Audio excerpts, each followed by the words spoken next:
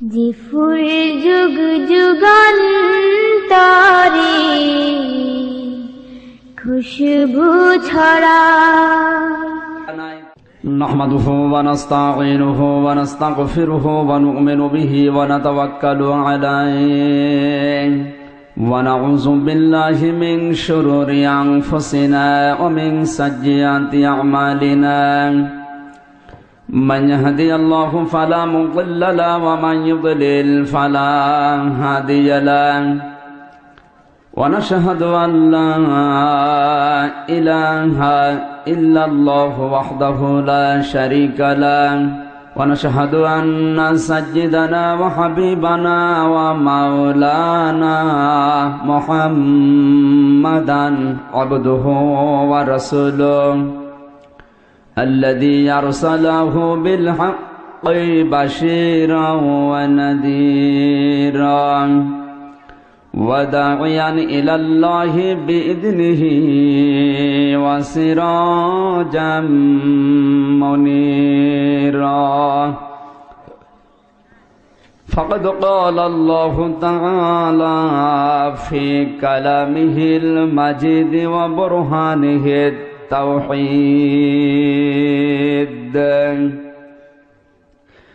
জবান ছেড়ে পড়েন আউযু বিল্লাহি মিনাশ শাইতানির রাজীম বিসমিল্লাহির রহমানির রহিম فاذكروني أذكركم واشكروا لي ولا تكفرون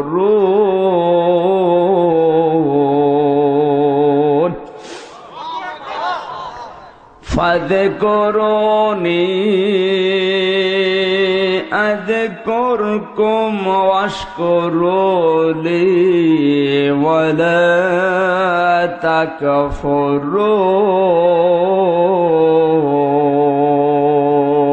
تكفرون صدقت يا ربنا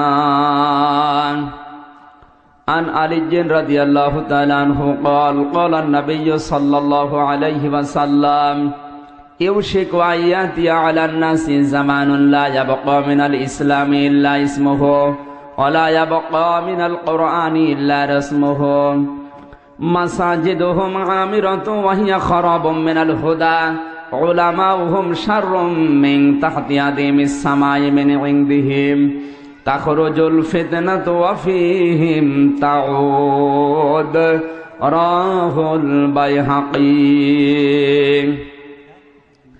وقال تعالى في شان حبيبي إن الله وملائكته يصلون على النبي يا أيها الذين آمنوا صلوا عليه وسلموا تسليما জসিম ভাইয়ের মা ও সাব্বির ভাইয়ের মা শিপন ভাইয়ের মা সোহাগ ভাইয়ের মা তোমরা বড়ই ভাগ্যবতী আনলে ধরাই দিনের জ্যোতি সালাম জানাই তোমায় ফেরেশতা মা সালাম জানাই তোমায় ফেরেশতা জসিম ভাইয়ের মা ও শিপন ভাইয়ের মা সাব্বির ভাইয়ের মা আশিক ভাইয়ের মা তোমরা বড়ই ভাগ্যবতী আনলে ধরাই দিনের জ্যোতি সালাম জানাই তোমায় ফেরেশতা মা সালাম জানাই তোমায় ফেরেশতা আলহামদুলিল্লাহ।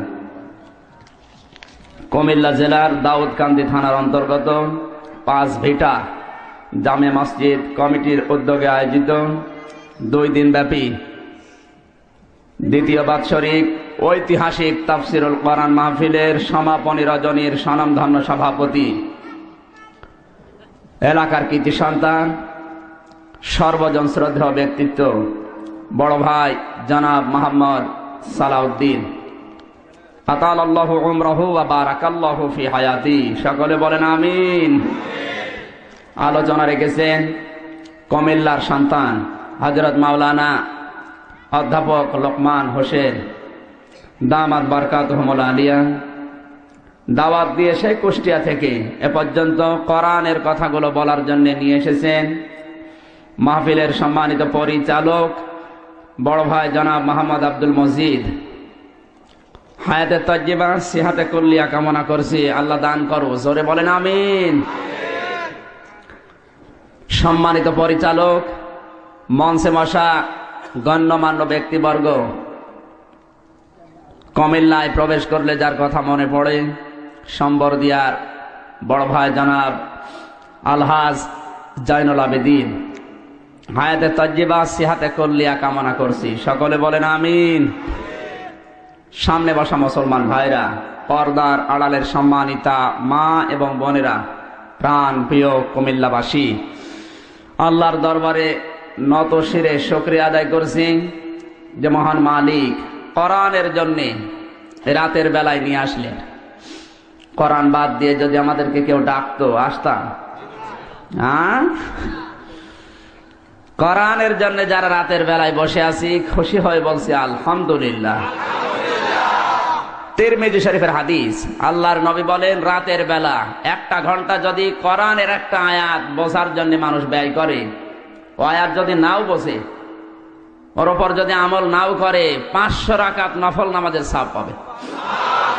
কত রাকাত? যেমন তেমন নামাজ না, কবুল হওয়া নামাজ। অনেক মানুষ নামাজ পড়ে, নামাজের ভেতরেই দাঁড়িয়ে দোকানের হিসাব করে।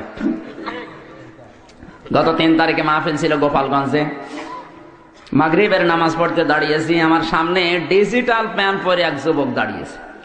ও যখন সেজদায় গেল, ওর জান্নাত জাহান্নাম সবই দেখা যাচ্ছে। নামাজের ভেতরে হঠাৎ কে যেন কল দিয়েছে,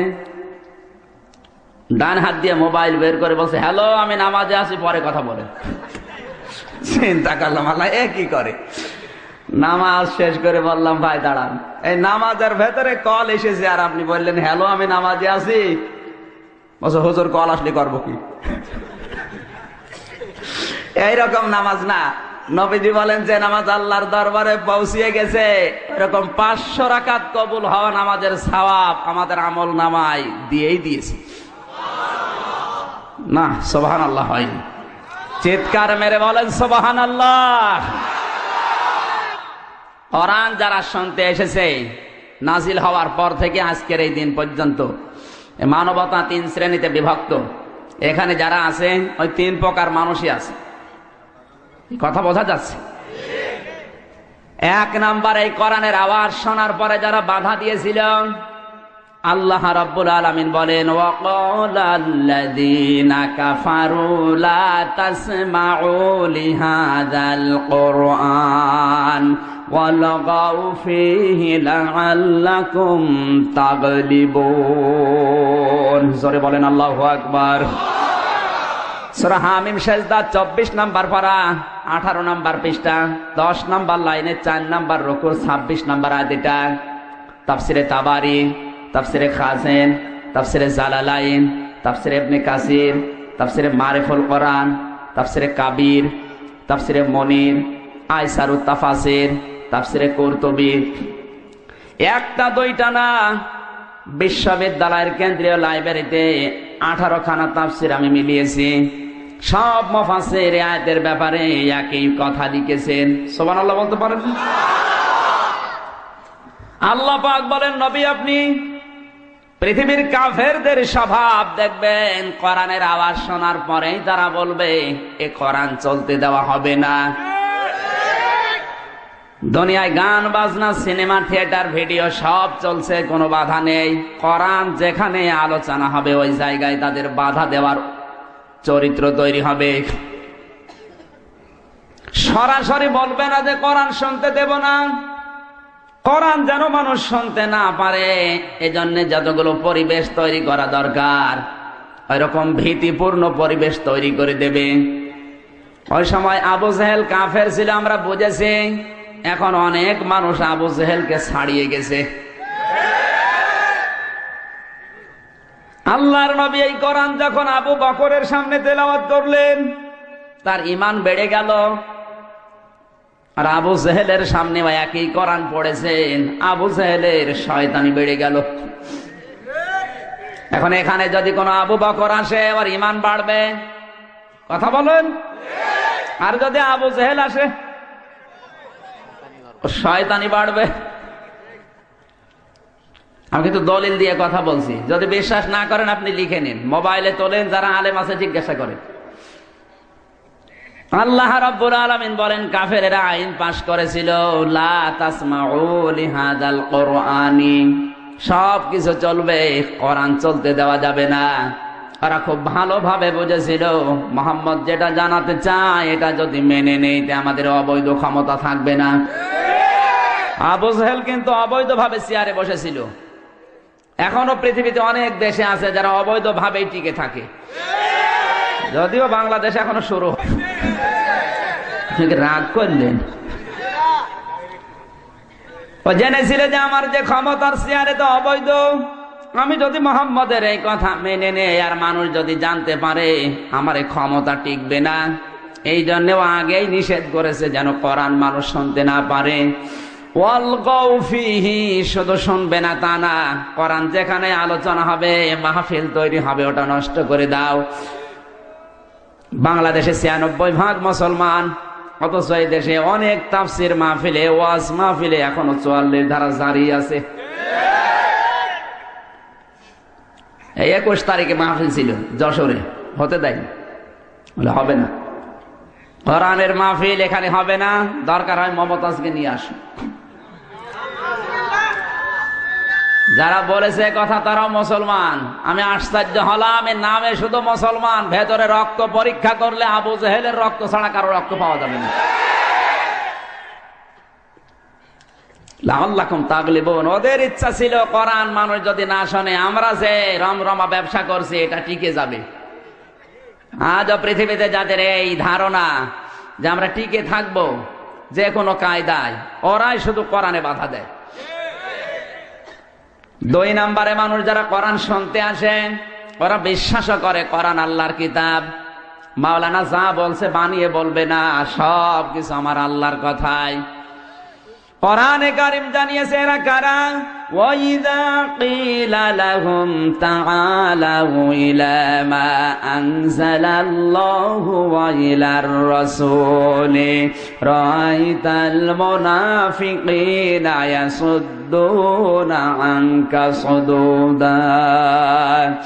সূরা নিসা ৫ নম্বর পারার ৭ নম্বর পৃষ্ঠার ১ম নম্বর লাইনের ৬১ নম্বর আয়াত। এটা তাফসীরে তাবারি থেকে বলছে, আল্লাহ পাক বলেন, ওয়া মানে এবং ইদা মানে যখন, কিলা মানে বলা হয়, তাআল মানে আসো, ইলা মানে দিকে, মা মানে জান, জালাল্লাহ মানে আমি আল্লাহ নাজিল করেছি, ওয়া ইলার রাসূলি আমার রাসূলের আদর্শের দিকে আসো।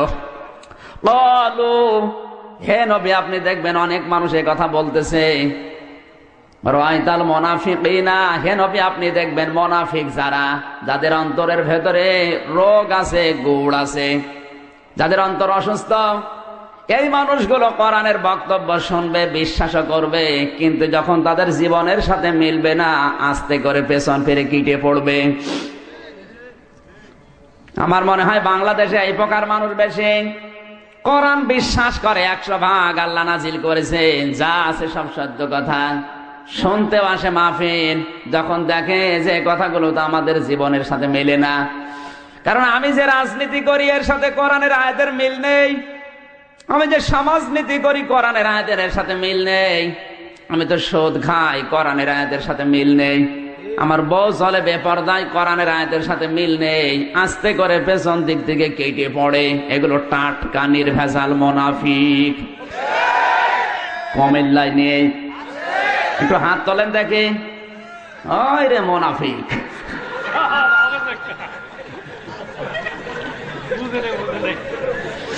তিন নম্বরে কোরআন শুনতে আসে তারা যারা মুমিন, আল্লাহ রাব্বুল আলামিন বলেন, ইন্নামাল মুমিনুনা আল্লাযীনা ইযা যুকিরাল্লাহু ওয়াজিলাত কুলুবুহুম ওয়া ইযা তুলিয়াত আলাইহিম আয়াতুহু যাদাতুহুম ঈমানা ওয়া আলা রাব্বিহিম ইয়াতাওয়াক্কালুন।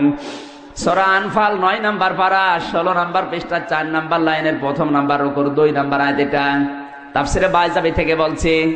আল্লাহ পাক বলেন, মুমিন যারা তাদের সামনে আল্লাহর নাম উচ্চারণ হলে ওদের অন্তর কেঁপে ওঠে। ওয়াজিলাত শব্দের ব্যাখ্যায় মুফাসসির 3টা অর্থ দিয়েছেন। আপনার ভেতরে ঈমান আছে কিনা এটা বোঝা যাবে আয়াত দিয়ে। কোন মানুষের ভেতরে যদি ঈমান থাকে, ওয়াজিলাত শব্দের ব্যাখ্যা বলছে। এবার বাম স্তনের 2 আঙ্গুল নিচে একটা গোস্তের টুকরা আছে, আরবিতে যার নাম কলব। নবীজি বলেন, কোরআনের আওয়াজ শোনার পরে আল্লাহর বড়ত্বের কথা শুনলে ওদের ওই অন্তরের গোশতটুকু কেঁপে উঠবে। তাহলে বুঝবে ওর ভেতরে 1 নম্বরে ঈমানদার। গোস্তের টুকরা যদি কেঁপে না ওঠে, ওর শরীরের যে পশমগুলো আছে খাড়া হয়ে যাবে।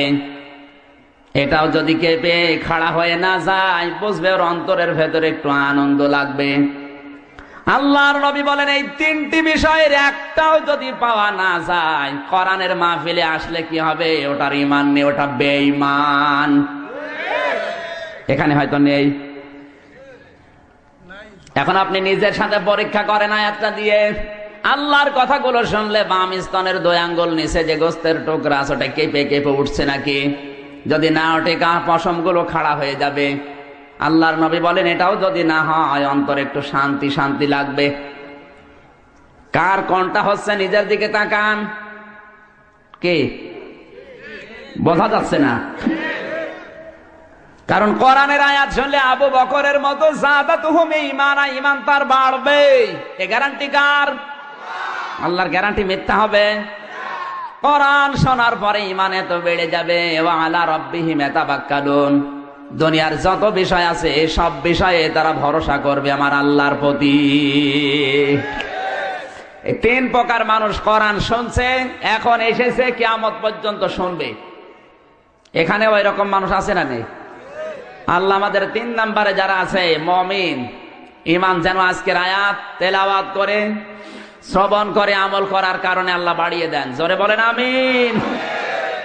দরুদ পড়ি, সালাম পাঠাই আমাদের নবী, বিশ্ব নবী, মানবতার বন্ধু মুহাম্মদুর রাসূলুল্লাহ সাল্লাল্লাহু আলাইহি ওয়াসাল্লামের প্রতি, যাকে শুধু ভালোবাসা মহব্বত দিয়ে এই রবিউল আউয়াল মাসে আমরা শেষ করে দিলাম। রবিউল আউয়াল মাস 1 বছর পরে পরে আসে, আর আমরা যত ভালোবাসা মহব্বত আদর দিয়ে নবীকে বিদায় করে দেই। পড়া কোরআন শরীফের ভেতরে এমন কথা কোন জায়গায় নেই। আল্লাহর নবীকে কেউ যদি ভালোবাসে, মহব্বত করে, আদর করে, আল্লাহ তাকে মাফ করে দেবে। কিয়ামতের দিন আল্লাহ তাকে জান্নাতে দিয়ে দেবে। এ কথা কোনো জায়গায় নেই। অথচ বাংলার ময়দানে অনেক বক্তা ওয়াজ করছে, নবীকে যদি ভালোবাসো আল্লাহর ভালোবাসা পাওয়া যাবে। কথা বলছে না কেন? এই যে তোফাজ্জল হোসেন ভৈরবী, আব্দুল খালেক শরীয়তপুরী, হাবিবুর রহমান যুক্তিবাদী, নাম ধরে বললাম এই জন্য মানুষ মনে করে সবই মনে হয় কোরআন হাদিসে আছে। এগুলো সব বানিয়ে বানিয়ে বলে। কোরআন যারা পড়তে পারে আপনি জিজ্ঞাসা করেন কোন আলেম নিয়ে আসবেন, নিয়ে আসেন। আমি চ্যালেঞ্জ দিয়ে বলছি, আল্লাহর নবীকে কেউ যদি ভালোবাসে আল্লাহ তাকে মাফ করে জান্নাতে দেবে, এরকম কোন কথা কোরআনে নেই। কোরআনে কারিমে আল্লাহ জানিয়েছেন, কুল ইন কুনতুম তুহিব্বুনাল্লাহা ফাত্তাবিউনি ইউহিব্বুকুমুল্লাহ ওয়া ইয়াগফির লাকুম যুনুবাকুম আল্লাহু গফুরুর রহিম। জোরে বলেন আল্লাহু আকবার। সূরা আলে ইমরান 3 নম্বর পারা 13 নম্বর পৃষ্ঠা 4 নম্বর লাইনে 4 নম্বর রুকুর 31 নম্বর আয়াত। এটা তাফসীরে ইবনে কাসির থেকে বলছি, কান লাগাবেন।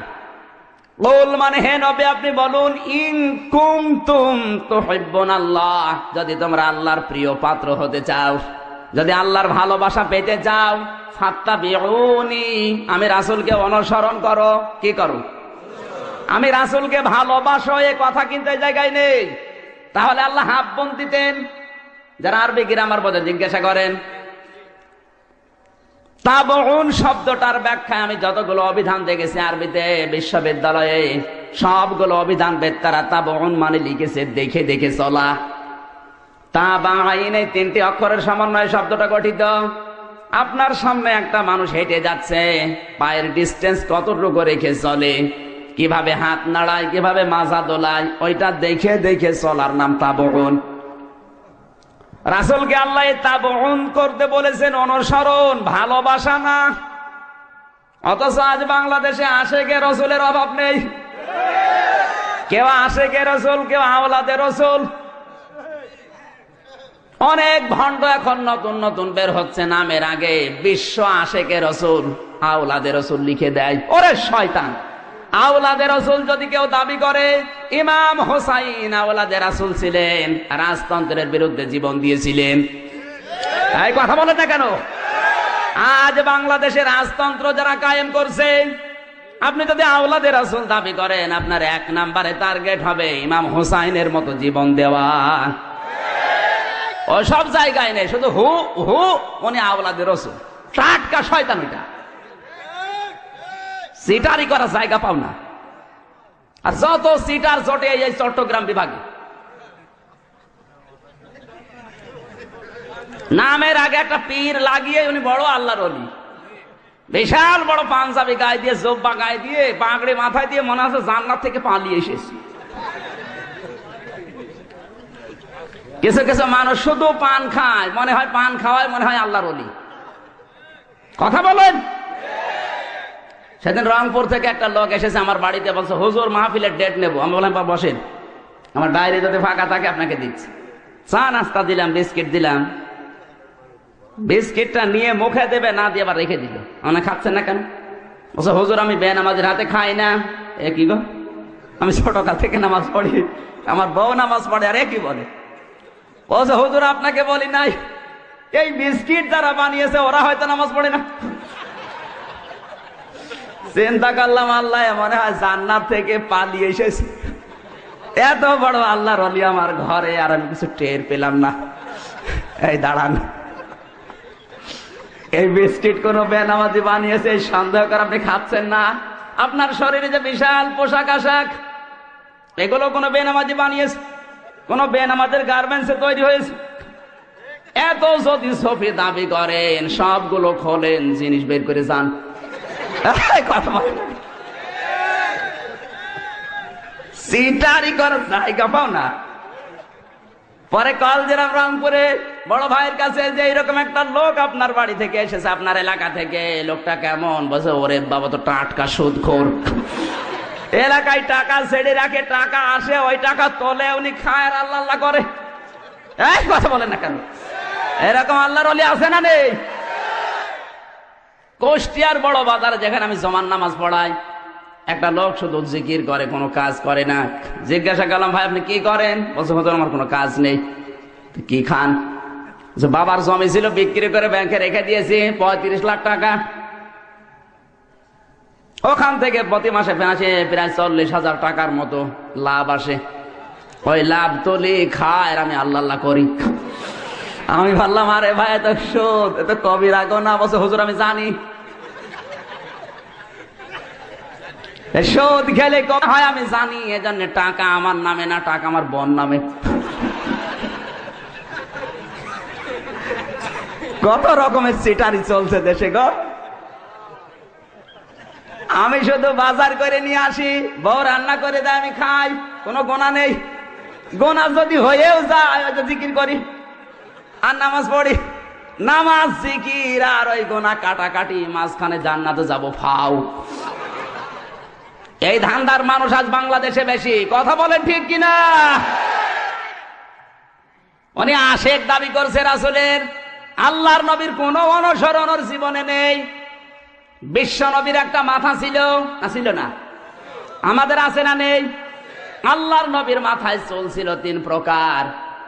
আর এমন মুসলমানও আছে ওর মাথার দিকে তাকালে মনে হয় ব্রাজিল। আর্জেন্টিনা। কাকা কাকা না?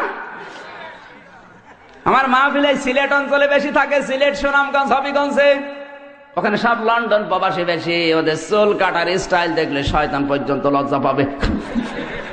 এদিকে চুল নেই, এদিকে চুল নেই, মাঝখানেও ফাঁকা, পেছনে বড় বড় চুল রেখে ওই জায়গায় বাড়ির মোবাইল নাম্বার, হোল্ডিং নাম্বার লিখে দেয়। শয়তান দেখে আর চিন্তা করে, আল্লাহ তুমি আমারে শয়তান বানিয়েছ, এ তো আমার চাইতে বড় শয়তান।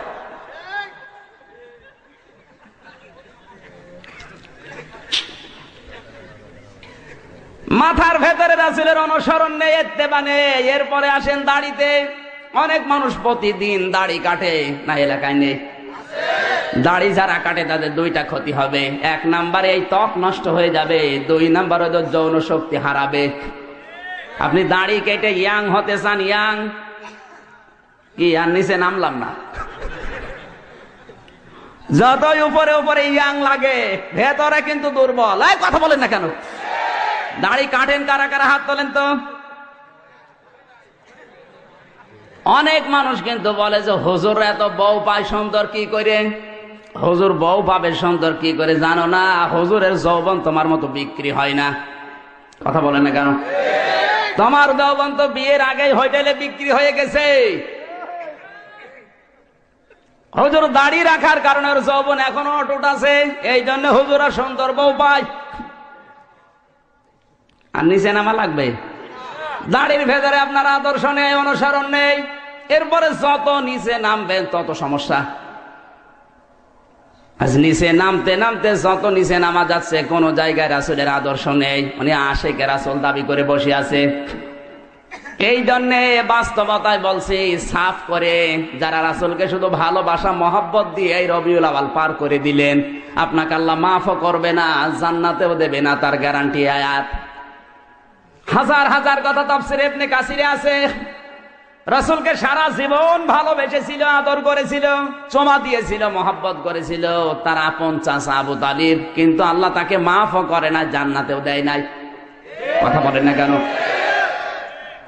বুখারী শরীফের দ্বিতীয় খণ্ডে আছে, আবু তালিব নিজের সন্তান আলীর চাইতে বিশ্ব নবীকে বেশি ভালোবাসতো। যেদিন মারা যাচ্ছিল, আল্লাহর নবী আসলেন তার দরজায়, ডাক দিয়ে বললেন, ইয়া আম্মি আবি তালিব, কুল লা ইলাহা ইল্লাল্লাহ হাজ্জুল লাকা ইনদাল্লাহি ইয়াউমাল কিয়ামাহ। রাহুল বুখারী। হে চাচা, আপনি শুধু আমার কানের কাছে মুখটা নিয়ে বলেন লা ইলাহা ইল্লাল্লাহ মুহাম্মাদুর রাসূলুল্লাহ, বলা লাগবে না। এতটুকু কথা যদি বলতে পারেন, কিয়ামতের দিন আল্লাহর দরবারে ঝগড়া করে আপনাকে আমি জান্নাতে নিয়ে যাব। পাশে দাঁড়িয়েছিল আবু জেহেল, ডাক দিয়ে বলে, নেতা তুমি পড়বা, সারা জীবন তুমি আমাদের বাপ দাদা ধর্ম মানলে, এখন নতুন ধর্ম ভাতিজা নিয়ে এসেছে, ওইটা মেনে কলঙ্কিত হবে।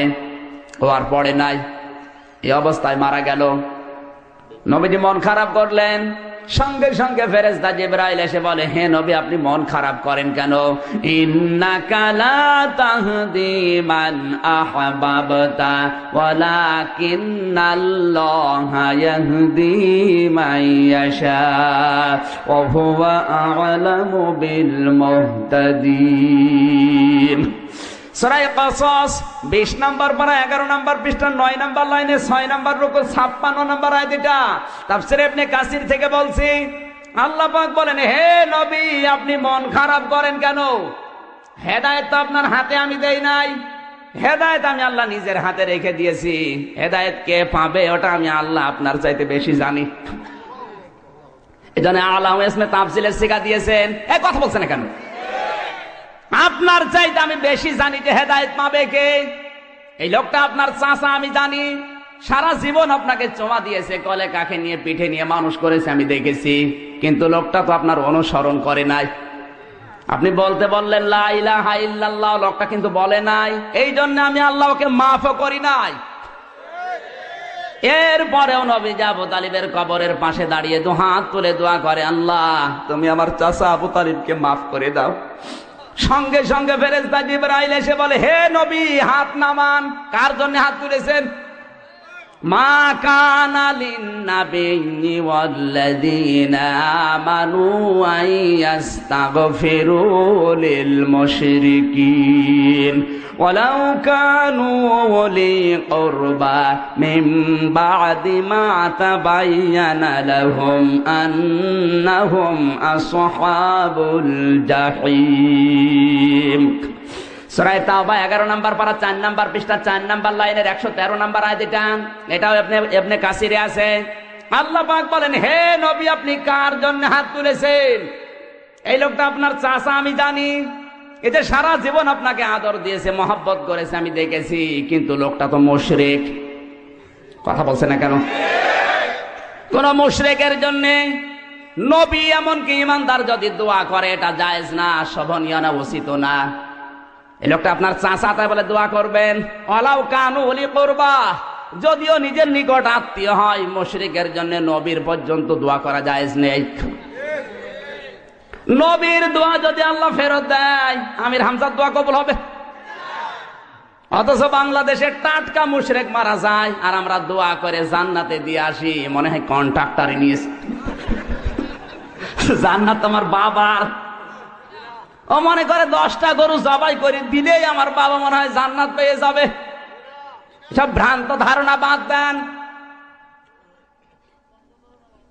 আমি জানাজা পাই না, জীবনে 2টা জানাজা পেয়েছিলাম। আগেই বলেছি এই লোকটা কেমন ছিল, ও কি ইসলামের পক্ষে ছিল না বিপক্ষে ছিল?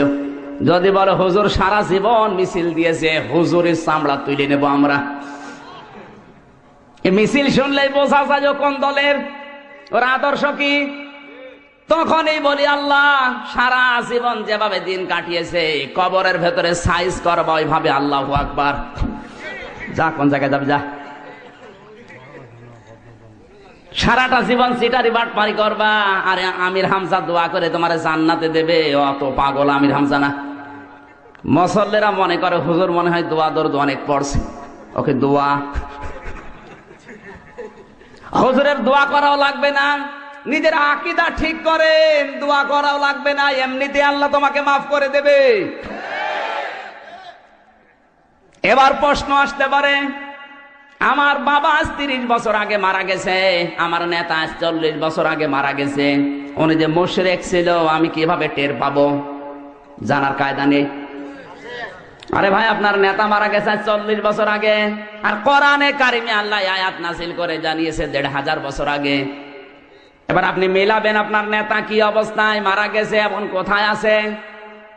কোরআনে হাকিম জানিয়েছে, ওয়া মিনান নাসি মাইয়াত্তাখিযু মিন দুনিল্লাহি আনদাদান ইউহিব্বুনাহুম কাহুব্বিল্লাহ ওয়াল্লাযীনা আমানু আশাদ্দু হুব্বান লিল্লাহ ওয়ালাউ ইয়ারাল্লাযীনা যালামু ইয ইয়ারাউনাল আযাবা আন্নাল কুওয়াতা লিল্লাহি জামিআ ওয়া আন্নাল্লাহা শাদীদুল আযাব। সূরা বাকারা 2 নম্বর পারা 4 নম্বর পৃষ্ঠার 1ম নম্বর লাইনের 165 নম্বর আয়াত। এটা তাফসীরে ইবনে কাসির এটাও আছে। আল্লাহ পাক বলেন, অনেক মানুষ এমন আছে আমি আল্লাহকে যেভাবে ভালোবাসা দরকার ওই ভালোবাসা তারা দুনিয়ার মানুষকে দিয়ে দিয়েছে। কথা বলছেন না কেন? এই জন্য কোন ওলি আল্লাহর অনুসরণ করতে আল্লাহ কিন্তু কোরআনে নিষেধ করেছেন। এখন যারা পীরের মুরিদ ওদের মন খারাপ হয়ে গেল। আরে ভাই, আমিও তো পীরের মুরিদ। কোরআনে কারীম জানিয়েছে অনুসরণ করতে, ওলি আল্লাহর নিষেধ করলেন কেন আল্লাহ?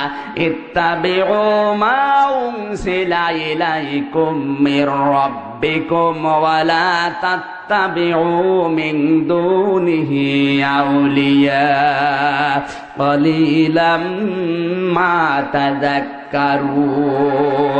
কান লাগান। সূরা আরাফ 8 নম্বর পারা 10 নম্বর পৃষ্ঠার 1ম নম্বর 2 নম্বর লাইনের 1ম নম্বর রুকুর 2 নম্বর আয়াত। এটা তাফসীরে বাইজাবি থেকে বলছে। আল্লাহ পাক বলেন ইত্তাবিউ। তাফসীরে বাইজাবি যারা পড়তে পারে জিজ্ঞাসা করেন, আরবি গ্রামার দিয়ে তৈরি।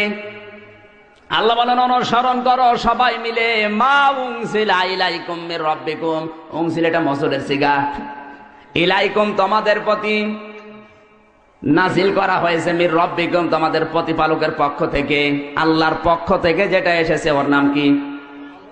জোরে বলেন।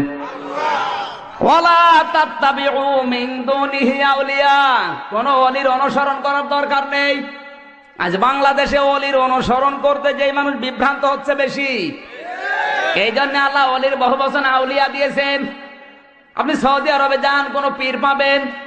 কথা বলেন না কেন? যত পীর শুধু ভারত, পাকিস্তান আর বাংলাদেশে। আল্লাহ কেন নিষেধ করলেন? তাফসীর গুলো আপনি গবেষণা করেন, কারণ আছে না নেই? জোরে বলেন। কারণ হচ্ছে আল্লাহ জানে অনেক মানুষ এমন আছে তারা আল্লাহর চাইতে আব্বাকে বড় মনে করবে।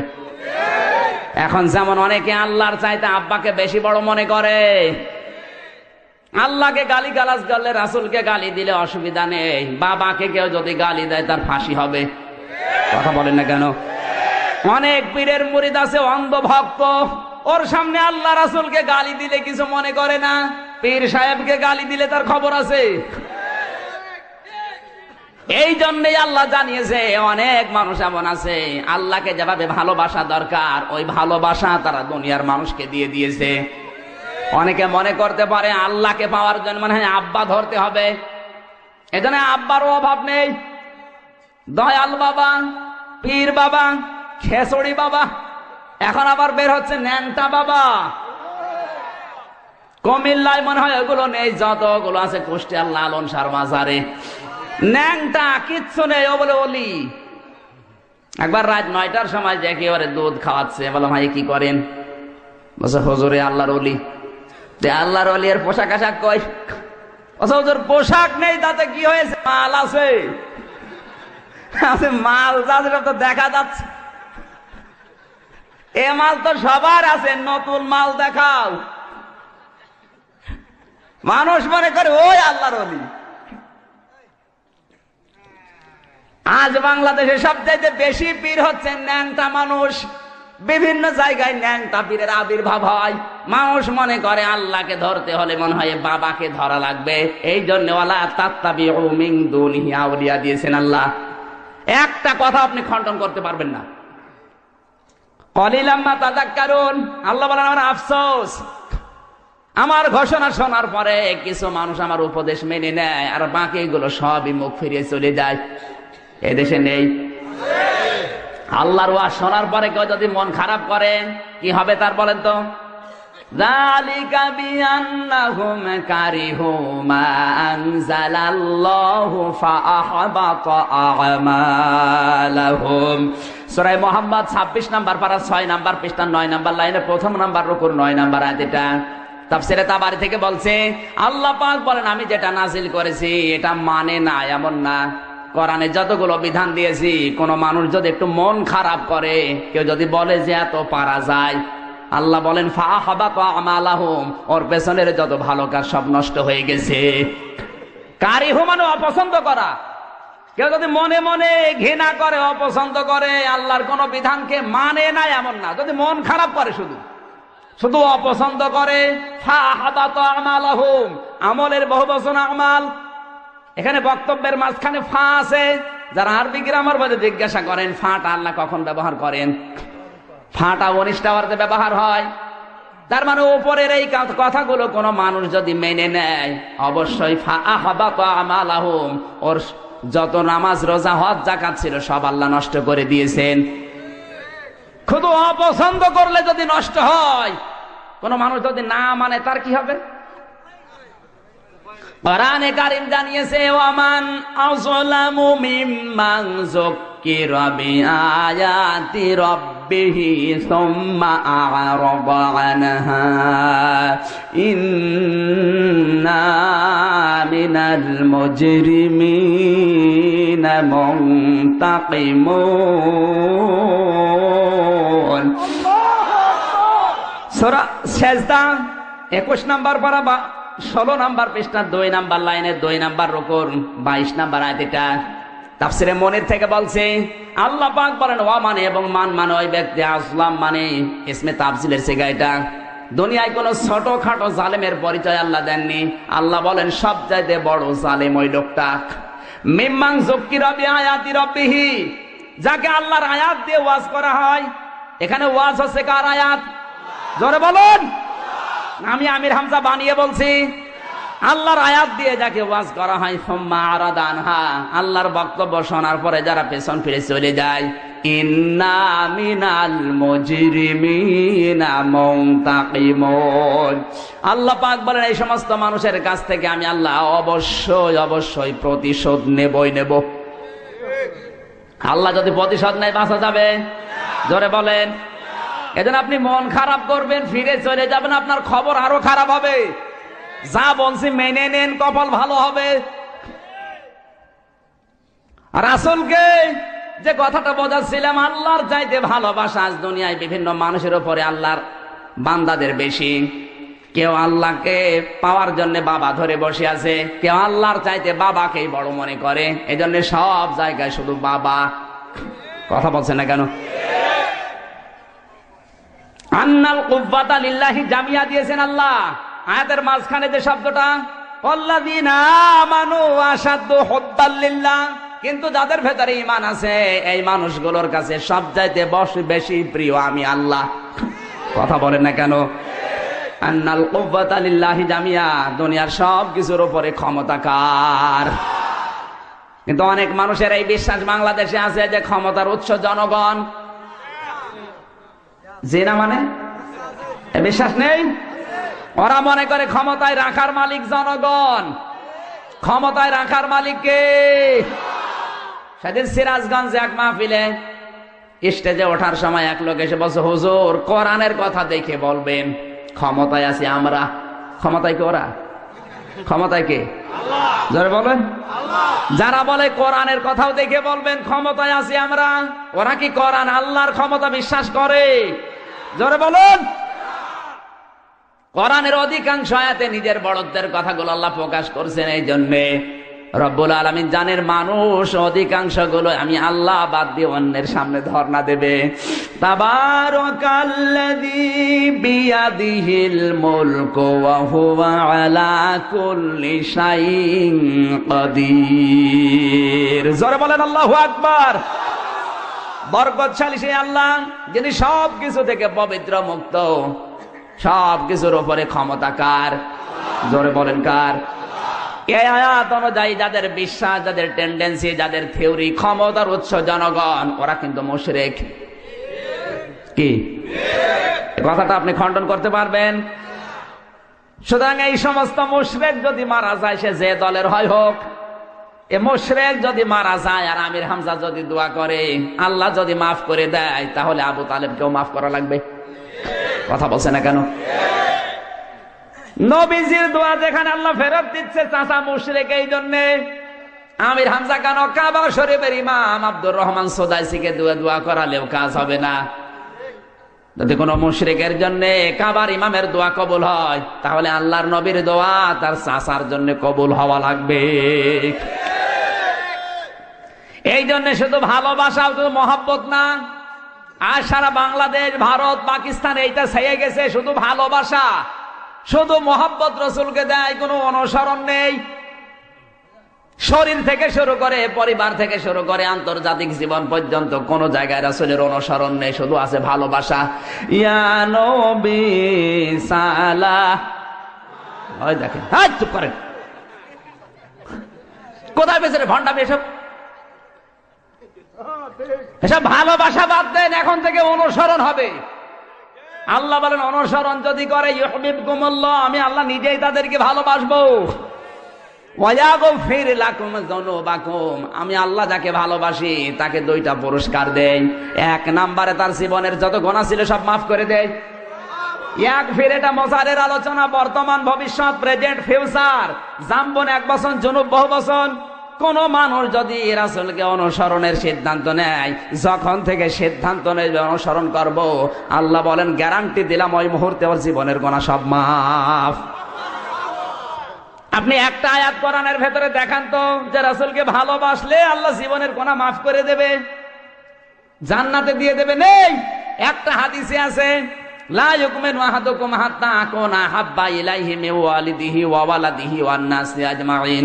ওই পর্যন্ত ঈমানদার হওয়া যাবে না যতক্ষণ পর্যন্ত তোমার সন্তানাদি নেতা খেতা দুনিয়ার সব মানুষের চাইতে বিশ্ব নবীকে বেশি ভালো না বাসবে। আহাব্বা এই জায়গায় আছে ইসমে তাফসীর। এখানে ইমানের কথা জান্নাতে দিয়ে দেবে আল্লাহ, আপনাকে মাফ করে দেবে কথা এখানে নেই। হাদিস যা পড়তে পারে জিজ্ঞাসা করেন, হাসিয়ার ভেতরে আছে। কোরআন হাদিস তো পড়ে না, কোন বাবা কি বলে শুধু ওইটা নিয়ে পাগল। কুমিল্লা, নোয়াখালী, ফেনী এগুলো বেশি মনে করছেন হুজুর কিছু জানে না। হুজুর ভার্সিটির মাল, সব খবর হুজুরের কাছে আছে। এই সমস্ত জেলাগুলো এগুলো বেশি, এরা বাবা ভক্ত, নিজের বাবার খবর নেই। কোন বাবা আকাশ থেকে নামে ওই বাবার জন্য পাগল। রাগ করলেন? এজন্য এখন থেকে শুধু ভালোবাসা না অনুসরণ? জোরে বলুন। অনুসরণ করলে আল্লাহ জীবনের গুনাহ সব মাফ করে দেয়। কারণ এক ফের যারা গ্রামার মধ্যে জিজ্ঞাসা করে মোজারে দিয়েছেন আল্লাহ, যখন থেকে শুরু করবেন ওই জায়গা থেকে আল্লাহ জীবনের সব গুনাহ মাফ করে দেবে। অনুসরণ নাই, উনি শুধু ভালোবাসা দিয়ে জীবন কাটিয়ে চলে যাচ্ছে। আমার ভাইরা এবার আসেন, আজকের তেলাওয়াত কি আয়াত, যেটা আমার আলোচনার সাবজেক্ট জিকির। কি বললাম? জোরে বলেন। আল্লাহর জিকির এবং তার তাৎপর্য। সারা পৃথিবীতে এখন যত ভেজাল, সমস্যা আর ঝামেলা এই জিকির নিয়ে। আপনাদের চট্টগ্রাম বিভাগে এটা বেশি, এই জন্য আমি সাবজেক্টটা নিলাম। যত সমস্যা ভেজাল দেখবেন জিকির নিয়ে। যে কোনো বাবার দরবারে যাবেন কি দেবে? জোরে বলেন। পীরের দরবারে যাবেন জিকির দিয়ে দেবে। চরমনায় যান, আটরশি যান, ফুরফুরায় যান, দেওয়ানবাগে যান, রাজারবাগে যান, সুরেশ্বরে যান, যেখানে যাবেন আগে দেবে কি? জোরে বলেন। এখন এই জিকির কাকে বলে? আসলে জিকির কোরআন হাদিসে আছে কিনা এটা জানা দরকার। সেদিন চাপাই নবাবগঞ্জে গিয়েছিলাম, শুনলাম জিকির করতে করতে গাছে উঠে বসে আছে। জিজ্ঞাসা করলাম গাছে কেন? বলছে হুজুর জিকিরের ফয়েজে উঠেছে। ওরে শয়তানি, জিকিরের ফয়েজে তুমি গাছে ওঠো, মানদার গাছ খুঁজে পাও না? মানদার গাছে ওঠো দেখি কেমন জিকিরের ফয়েজ। কথা বলেন। কুষ্টিয়ার লালন শাহর মাজারে জিকির হয়, নারী আর পুরুষ, রাত 11টার পরে সব এক জায়গায়। বিভিন্ন পীরের দরবারে শুধু জিকির, কোনো কিছু নেই তাছাড়া। বলে পানির নিচে বাতি জ্বলে, ঝড় বাতাসেও লেবে না। এ বাবার মরিদ হলে জিকির ছাড়া আর কিছু লাগে না।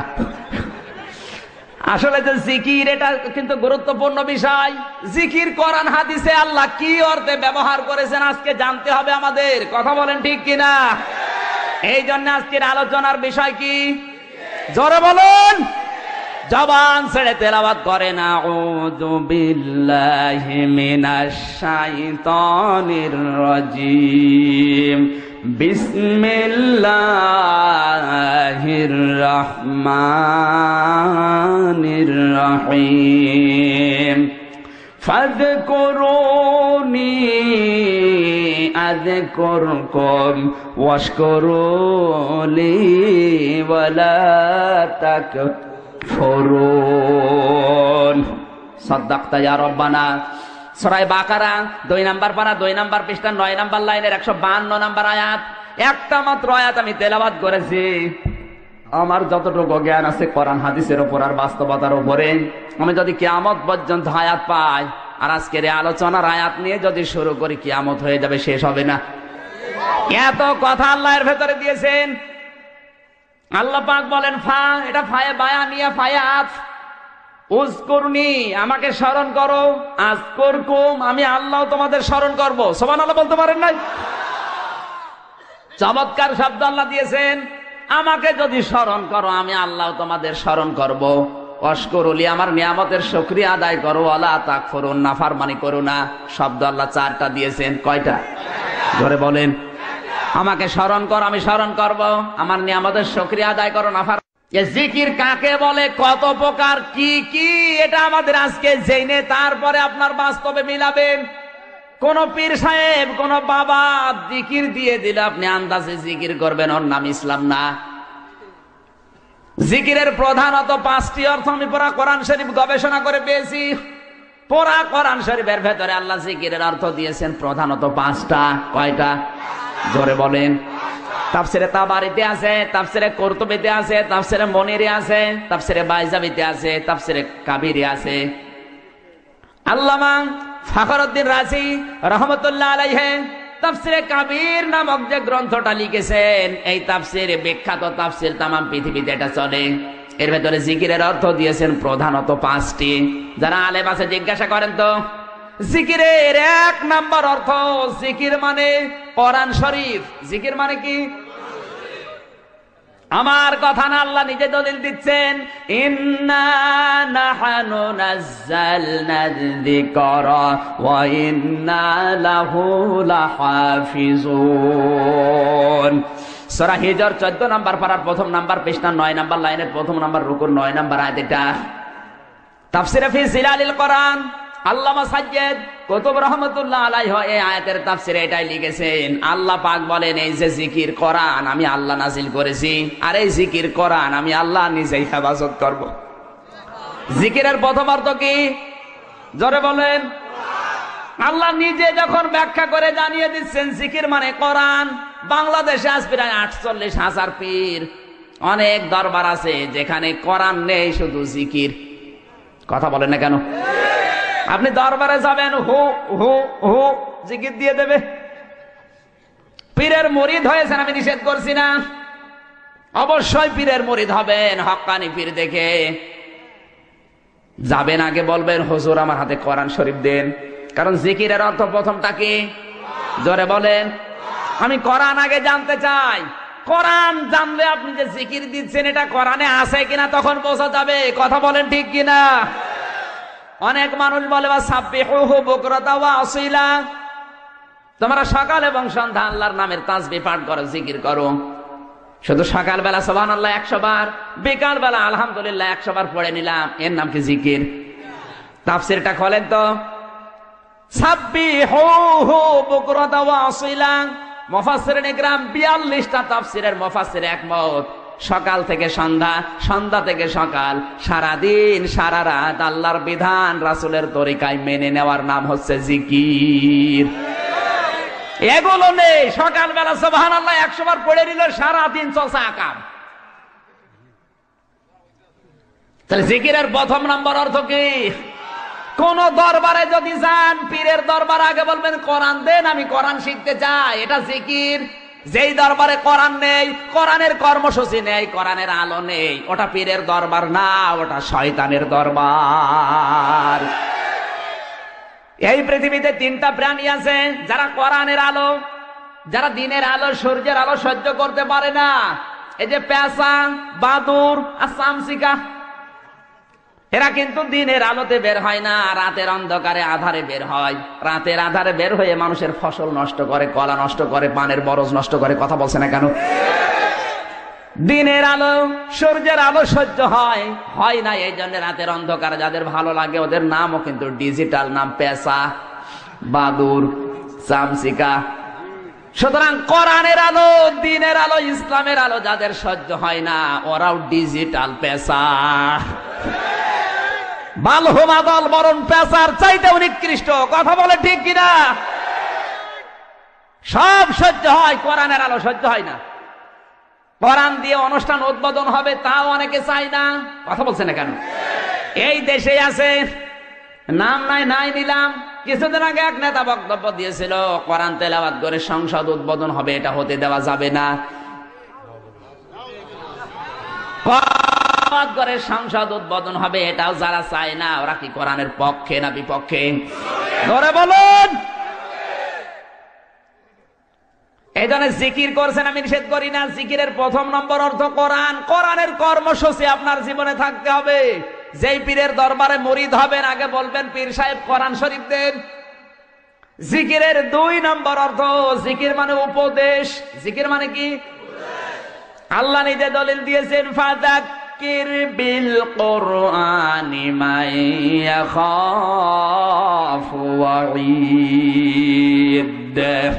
So admonish and over by the Holy Quran him who frays my threat. Surah cough 26 number পারা 19 নাম্বার পৃষ্ঠা 13 নাম্বার লাইনে শেষ নাম্বার রুকুর 45 নাম্বার আয়াত। এটা কোরআনে কারীমের 50 নাম্বার সূরা। তাফসীরে বাইজাবি আল্লামা বাইজাবি রাহমাতুল্লাহ আলাইহি লিখেছেন, হে পৃথিবীর মানুষেরা, আল্লাহ পাকের ঘোষণা ফাযাক্কির বিল কোরআন। হে নবী, আপনি যখন বক্তব্য দেবেন, ওয়াজ করবেন, উপদেশ দেবেন, কোরআন দিয়ে দেবেন। কি দিয়ে? মাইয়া খাফু আইদ, ফ্রেশ মাই থ্রেট। আল্লাহর ধমকের ভয় যারা আছে, কোরআন ও উপদেশে তাদের কাজ হবে। কে বলছেন? জোরে বলেন। আল্লাহর নবীকে যদি আল্লাহ বলতে পারে কোরআন দিয়ে উপদেশ দেবেন, আমি কি রাসূলের চাইতে বড় হুজুর? বাংলাদেশে এখন কোরআনের উপদেশ নেই। এই দেশে আছে শুধু বাবার উপদেশ, মুরব্বীর। আমার বাবা এই বলেছে, এই বলেছে। ওরে শয়তান, তোর বাবা বলেছে, আমি করবো কি? সেদিন পাপ নাই, আমার আগে একজন ওয়াজ করছে, আমার ভাইরা, আমার এই পীর সাহেব এত বড় আল্লাহর ওলি, প্রতিদিন 30টা করে পান খায়, প্রতি পানে হাকিমপুরি জর্দা খায়। মুরব্বী যারা আছে ওরা বলছে সুবহানাল্লাহ। এ কি গো? হাকিমপুরি জর্দায় যদি সুবহানাল্লাহ হয়, তে নাউজুবিল্লাহ হবে কোন জর্দায়?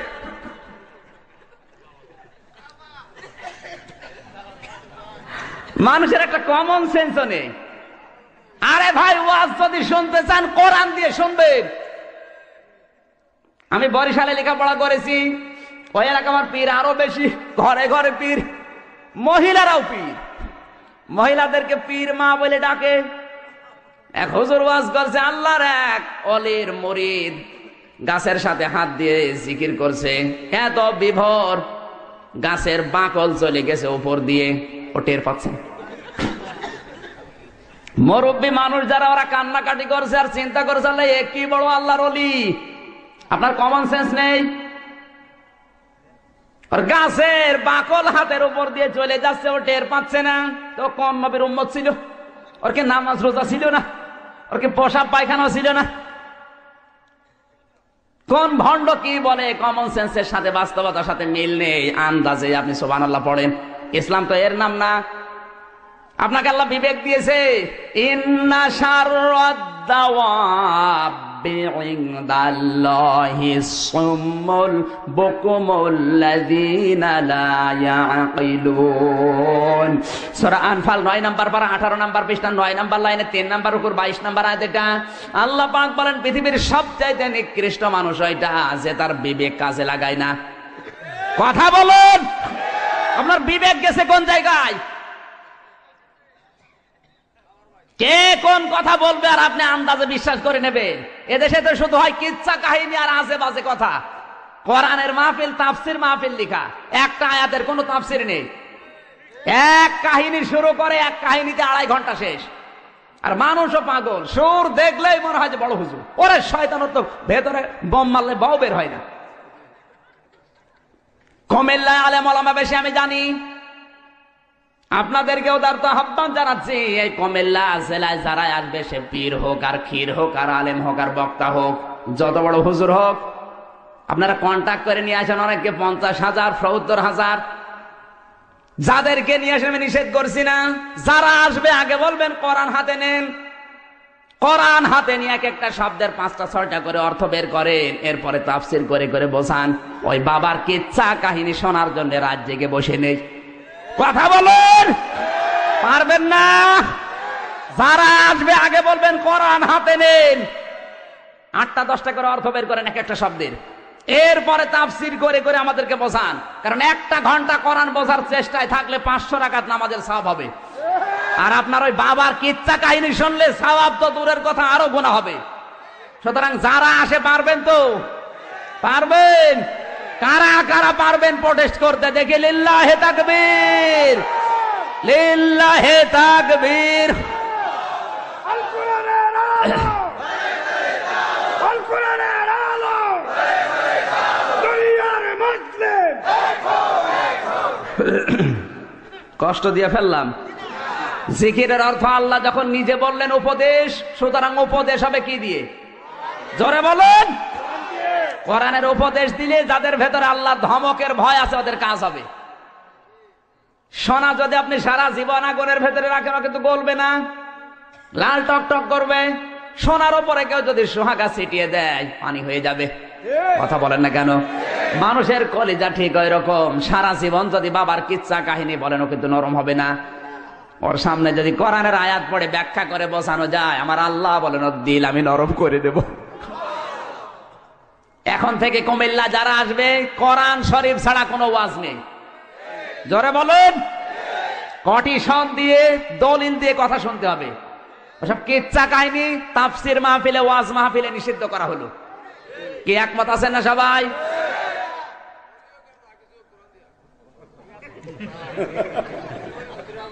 আপনাদের এলাকার ভাষা আবার আমি অল্প বুঝি। 10টা কথা বললে আমি 2টা বুঝি, 8টা বলি হা হা। কি করব? জিকিরের 3 নাম্বার অর্থ, জিকির মানে নামাজ। জিকির মানে কি? আল্লাহ রাব্বুল আলামিন বলেন, ইয়া আইয়ুহাল্লাযীনা আমানু ইযা নুদিয়া লিস-সালাতি মিন ইয়াউমিল জুমুআতি ফাসআউ ইলা যিকিরিল্লাহি ওয়া দারুল বাই' যালিকুম খায়রুল লাকুম ইন কুনতুম তা'লামুন।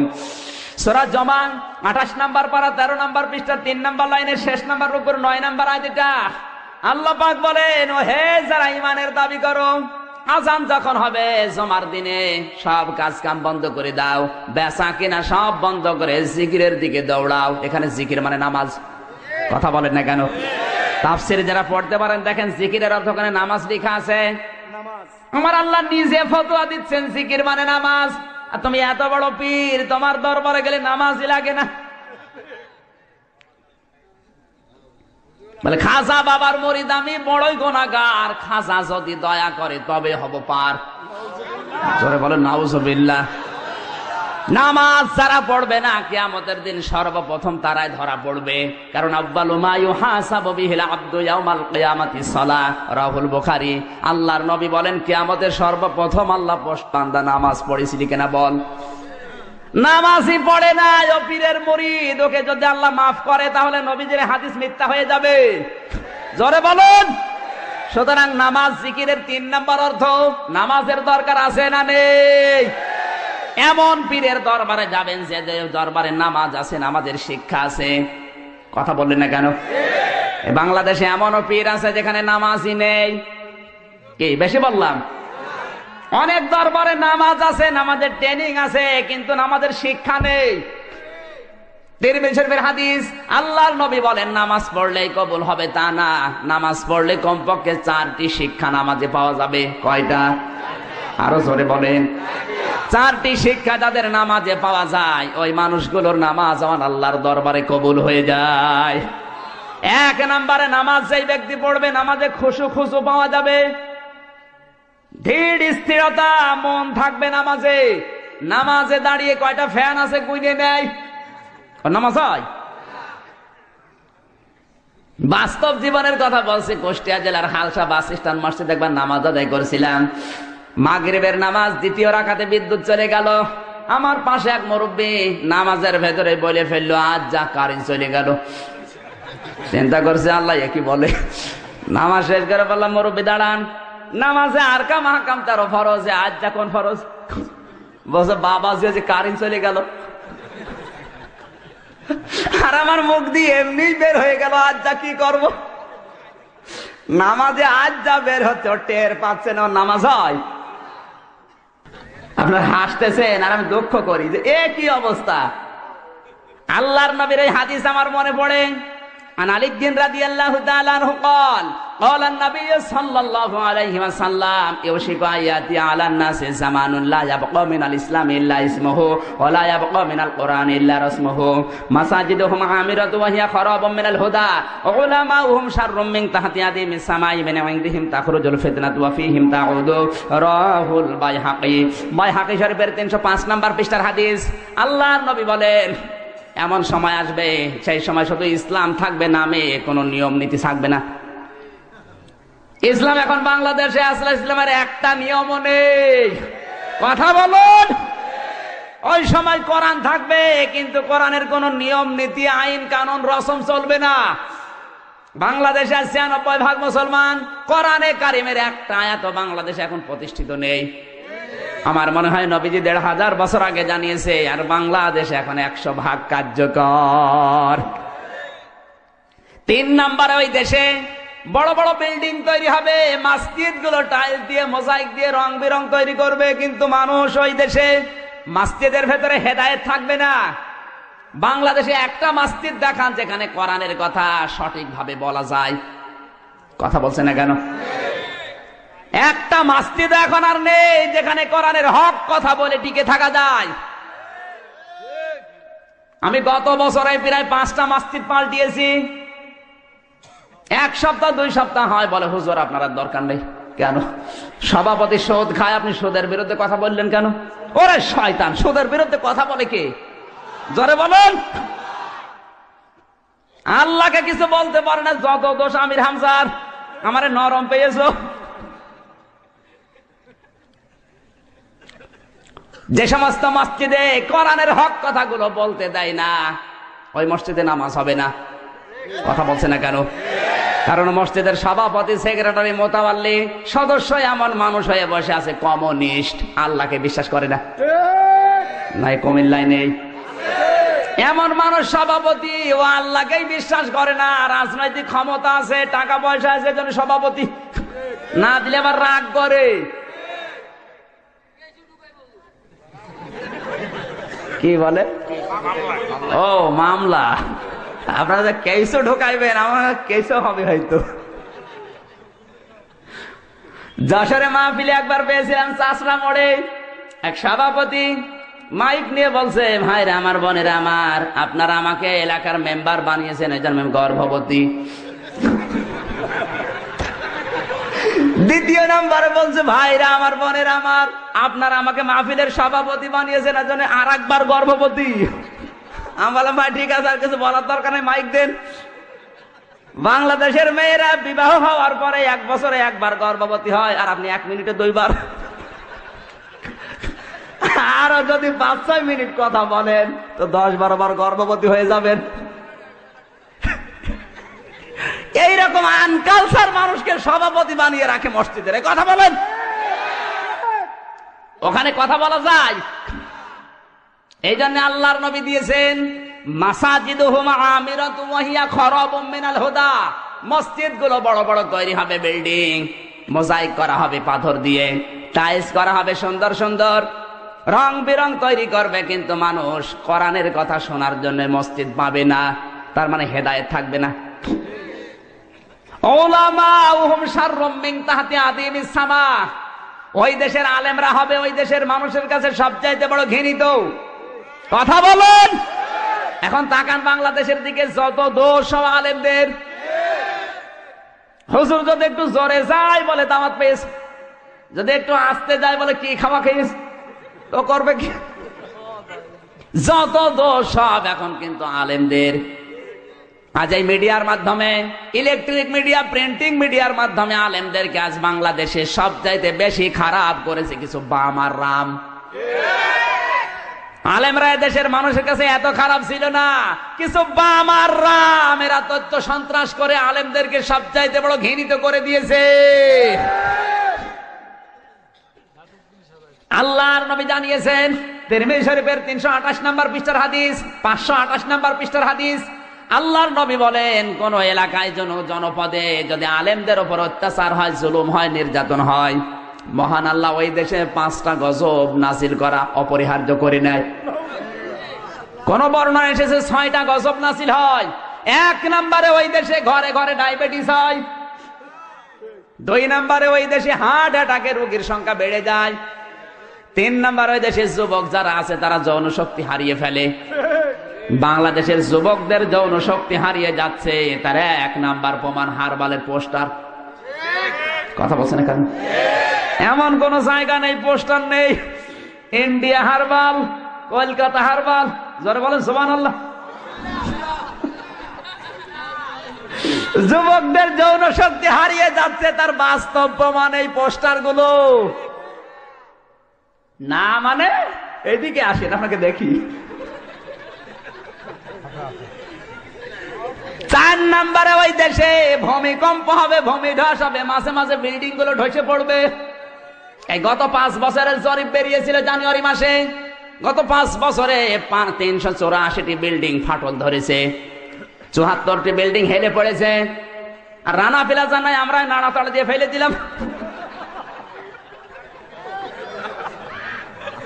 এটা নাই আমরাই ফেলে দিলাম, বাকিগুলো পড়ছে কোন কায়দায়?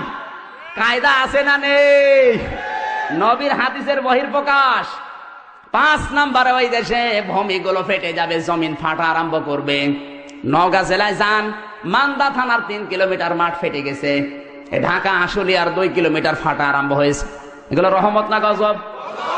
কিছু মানুষ মনে করছে না রহমত, কারণ যত আকাম করেছি জায়গা যদি না পাবে ফাটার ভেতর ঢুকবো। 6 নম্বরে গজব নাজিল হবে ওই দেশে, আকাশের বৃষ্টি আল্লাহ বন্ধ করে দেবে। বলে আরাইতুম ইন আসবাহা মাউকুম গাওরান ফামাইয়াতিকুম বিমাইম মাইন। সূরা মুলক 29 নম্বর পারা 3 নম্বর পৃষ্ঠা 9 নম্বর লাইনে শেষ নম্বর রুকুর 30 নম্বর আয়াত। এটা আল্লাহ পাক বলেন, হে পৃথিবীর মানুষেরা, আমি যদি পানির লেয়ার কমিয়ে দেই, মাটির নিচ থেকে পানি যদি নামিয়ে দেই, কে আছে তোদের পানি দেবে? কথা বলেন না কেন? এই 6টা গজব আল্লাহর নবী বলেছেন নাজিল হবে। আমার মনে হয় বাংলাদেশে 6টা গজব অলরেডি নাজিল হয়েই গেছে। আলেমরা এখন সবচাইতে বড় ঘৃণার পাত্র তোমাদের কাছে। তাখরুজুল ফিতনাতু ওয়া ফীহিম তাউদ। আল্লাহর নবী বলেন ওই সময় দেখবে ফিতনা ফাসাদ এমন ভাবে ছড়িয়ে পড়বে, তাসবির দানা ছেড়ে দিলে একটা একটা করে যেভাবে সুতা কেটে দিলে দানা পড়ে, ঠিক ওইভাবে একটা একটা করে ফিতনা দুনিয়ায় ছড়াবে। আমার মনে হয় বাংলাদেশে এখন হাদিসটা 100% কার্যকর। সুতরাং জিকিরের অর্থ আল্লাহ যখন নিজে দিয়েছেন নামাজ, জিকির যারা করতে চাই নামাজের দরকার তাদের আছে না নাই? নামাজের ভেতরে 1 নম্বরে খুশু লাগবে, নাইতে নামাজ আল্লাহর কাছে যাবে না। 2 নম্বরে নামাজে ইমাম লাগবে একজন। কয়জন? ইমাম যদি 2-3 জন হয় হবে। 3 নম্বরে ইমাম নির্বাচন করতে হবে সৎ চরিত্র দেখে। আজ আমরা নামাজের এই 3 নম্বর শিক্ষাটা নেই না, এখন মেয়র নির্বাচন চলছে। কথা বলেন না কেন? এই মসজিদের ইমাম নেওয়ার জন্য কুমিল্লার এই দাউদকান্দি, এই মসজিদের ইমাম নেওয়ার জন্য মানুষ কিন্তু মাথা থেকে পা পর্যন্ত দেখে ও সুন্নত মানে কিনা, ওর কর্মজীবন ঠিক আছে কিনা, ও বাস্তবে ওর চরিত্র ঠিক আছে কিনা, ওর বউ পর্দায় থাকে কিনা, সব দেখে দেখে তারপরে ইমাম নেয়। কথা বলেন না কেন? ইমাম সাহেবকে কোনো মানুষ 5 লাখ টাকা ঘুষ দেবে? জোরে বলেন। শুধু নামাজ আদায় করাবে, এই জন্য যদি এত কিছু পরীক্ষা করা লাগে, এত চরিত্র দেখা লাগে। যে লোকটা মেয়র হবে, এমপি হবে, মেয়র হওয়ার পরে ও কোটি কোটি টাকা নাড়াচাড়া করবে। কথা বলছে না কেন? ওর চরিত্র ইমাম সাহেবের চাইতে 100 গুণ ভালো হওয়া লাগবে। বাংলাদেশে একটা মেয়র দেখান যার চরিত্র ইমাম সাহেবের চাইতে ভালো। কিসের নামাজ পড়েন আপনি? নামাজের 3 নম্বরের শিক্ষা এটা, ইমাম নির্বাচন করতে হবে বেছে বেছে, যাকে তাকে ভোট দিয়ে জাহান্নামে যাওয়ার কাজ করবেন না। 4 নম্বরে নামাজের 4 নম্বর অর্থ হচ্ছে, আল্লাহর নবী বলেন নামাজ যারা পড়বে, ইমাম সাহেব যদি ভুল করে ফেলে ওরা লোকমা দেবে। কি দেবে? জোরে বলেন। ইমাম সাহেব পড়ছে আলহামদুলিল্লাহি রাব্বিল আলামিন মালিকি ইয়াউমিদ্দিন, নামাজ হবে? পেছনে যে কিচ্ছু জানে না ও বলে হুজুর আপনার ভুল হচ্ছে, ও কিন্তু বলে দেবে কিচ্ছু জানে না, তারপরও বলবে ভুল হচ্ছে, একটা আয়াত বাদ গেছে। এত বড় ইমামের যদি ভুল ধরা লাগে, তাহলে এই সমাজে এই রাষ্ট্রে যারা ইমামতি করছে, আজ দায়িত্ব পালন করছে, প্রধানমন্ত্রী শেখ হাসিনা থেকে শুরু করে আপনাদের এই কুমিল্লার দাউদকান্দির যে চেয়ারম্যান আছে, এই 1628 জন মানুষ এখন দায়িত্বে আছে, এদের চরিত্র মসজিদের ইমাম সাহেবের চাইতেও ভালো হওয়া লাগবে। আর এরাও যদি কোনো ভুল করে, আল্লাহ রাসূলের বিরুদ্ধে কোনো কথা বলে, অবশ্যই তার লোকমা দিতে হবে। অনেক নামাজ পড়ে রাসূলের বিরুদ্ধে আব্দুল লতিফ সিদ্দিকীর মতো কোলাঙ্গার গালি দিয়েছে, কথা বলা তো দূরের কথা, একটা প্রোটেস্ট করে না। কথা বলুন, কিসের নামাজ পড়ো তুমি? এই জন্য কোরআন জানিয়েছে ফাওয়াইলুল লিল মুসাল্লিন আল্লাযীনা হুম আন সালাতিহিম সাহুন। আল্লাহ রাব্বুল আলামিন বলেন ধ্বংস আক্ষেপ ওই নামাজীগুলোর জন্য যারা নামাজ পড়ে কিন্তু নামাজ সম্পর্কে উদাসীন। এই সাহুনের ব্যাখ্যায় 4টি অর্থ লেখা আছে। নামাজ পড়ে কিন্তু খুশু নেই, নামাজ পড়ে কিন্তু নামাজের ইমাম ঠিক নেই, নামাজ পড়ে কিন্তু নামাজের ইমাম নির্বাচন ঠিক নেই, নামাজ পড়ে কিন্তু নামাজের ভেতরে ইমাম ভুল করলে লোকমা দেয় না। কথা বলেন না কেন? আমার ভাইয়ের এই জন্য নামাজ জিকিরের অর্থ আল্লাহ যখন দিয়েছেন, অনেক দরবারে যাবেন শুধু নামাজ পাবেন কিন্তু নামাজের শিক্ষা পাবেন না, এরকম দরবার আছে না নেই? নামাজের শিক্ষা যদি আজ প্রত্যেকটি পীরের দরবার থেকে মুরিদদেরকে শিক্ষা দেওয়া হতো যে ইমাম নির্বাচন করতে হবে সৎ চরিত্র দেখে, বাংলাদেশে কোন শয়তান এমপি হতে পারতো না। সুতরাং নামাজ যারা পড়বে, যারা আদায় করবে না নামাজের, ওদের জিকিরে কাজ হবে। হযরত মুসা আলাইহিস সালামের জামানায় এক যুবতী মেয়ে এসে বলে, আল্লাহর নবী মুসা, আমি জিনা করেছি, আমার পেটে একটা অবৈধ সন্তান ছিল, ওরা ভূমিষ্ঠ হওয়ার পরে আছাড় দিয়ে মেরে ফেলেছি, আমার মতো গুনাহগার কেউ আছে? হযরতে মুসা বললেন, না, তোমার মতো গুনাহগার আর কেউ নেই, আল্লাহ তোমাকে মাফ করবে না। সঙ্গে সঙ্গে ফেরেশতা জিবরাইল এসে বলে, হে নবী, এই মহিলার চাইতে নিকৃষ্ট মানুষ দুনিয়ায় আছে। হযরতে মুসা আশ্চর্য হয়ে গেলেন, ডাক দিয়ে বললেন, ইয়া আখি জিবরাইল উনজুর, হে ভাই জিবরাইল আমার দিকে তাকান, কি বলেন আপনি?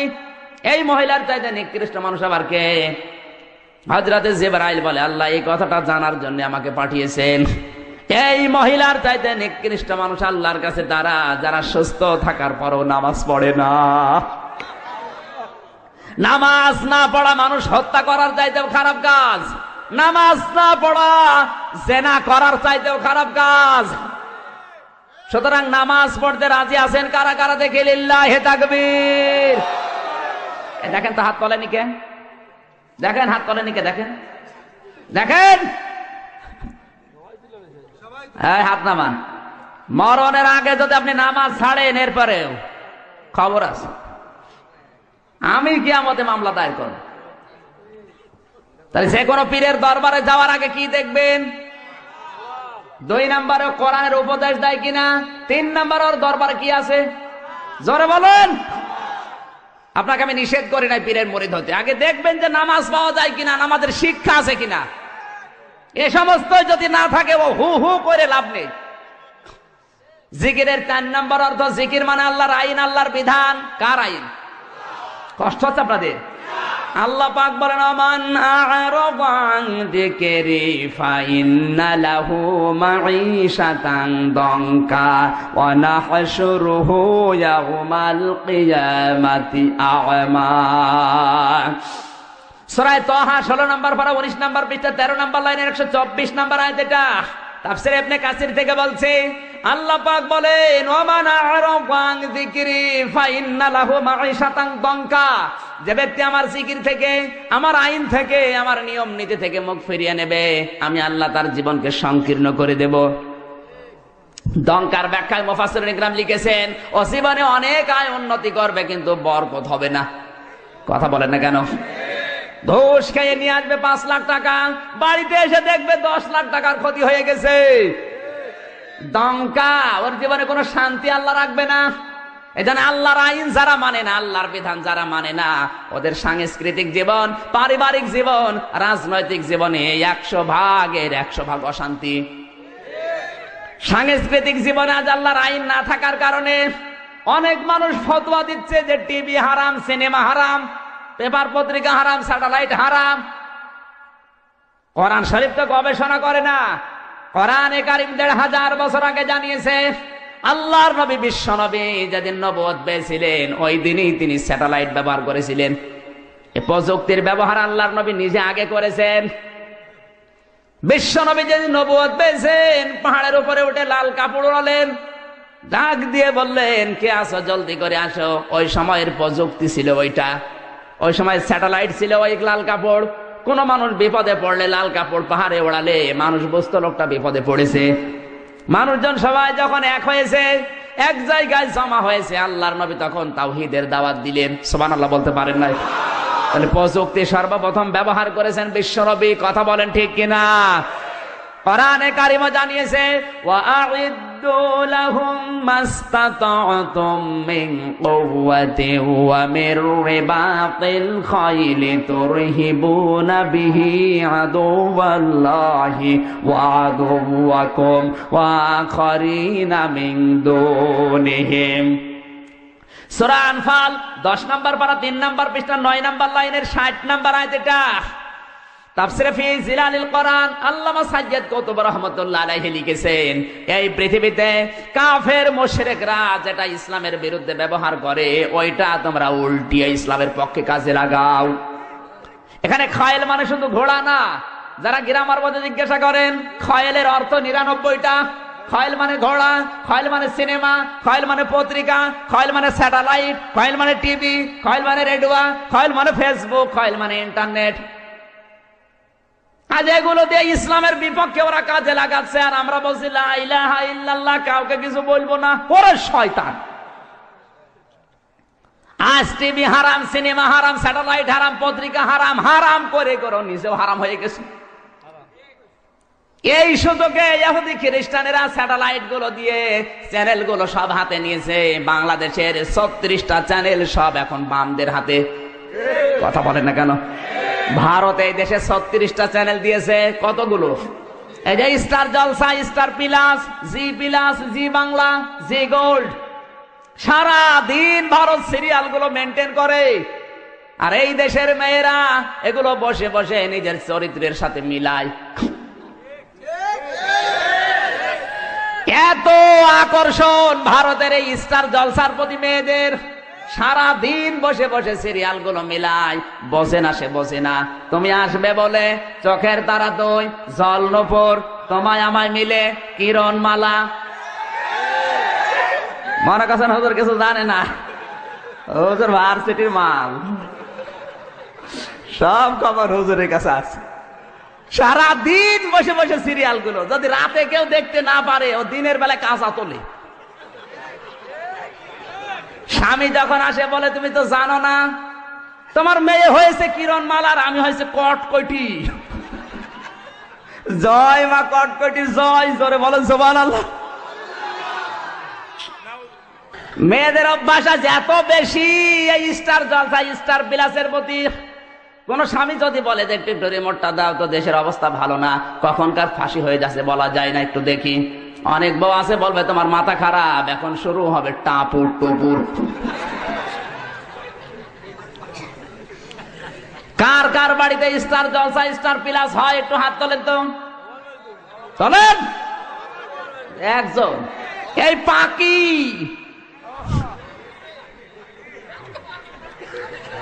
এই পাকির জন্য কত যুবতী জীবন দিয়েছে বাংলাদেশে। পাকি যে জামা বের করেছে, ওর কোনো ওড়না লাগে না। ওড়না যদি কোনো মেয়ে যদি না পরে, ও যদি শুধু জামা গায়ে দিয়ে পাখির মতো দাঁড়ায়, ও তো বিশাল পাহাড়। বুকে কোনো ওড়না নেই, বুকের উপরে লিখে দেয় এক বুক জ্বালা, আর পেট মনে হয় ফুটবল খেলার মাঠ। কথা বলে এমন ব্লাউজ গায়ে দিয়েছে, কোনো হাতাই নেই, বজ্রমালার মতো।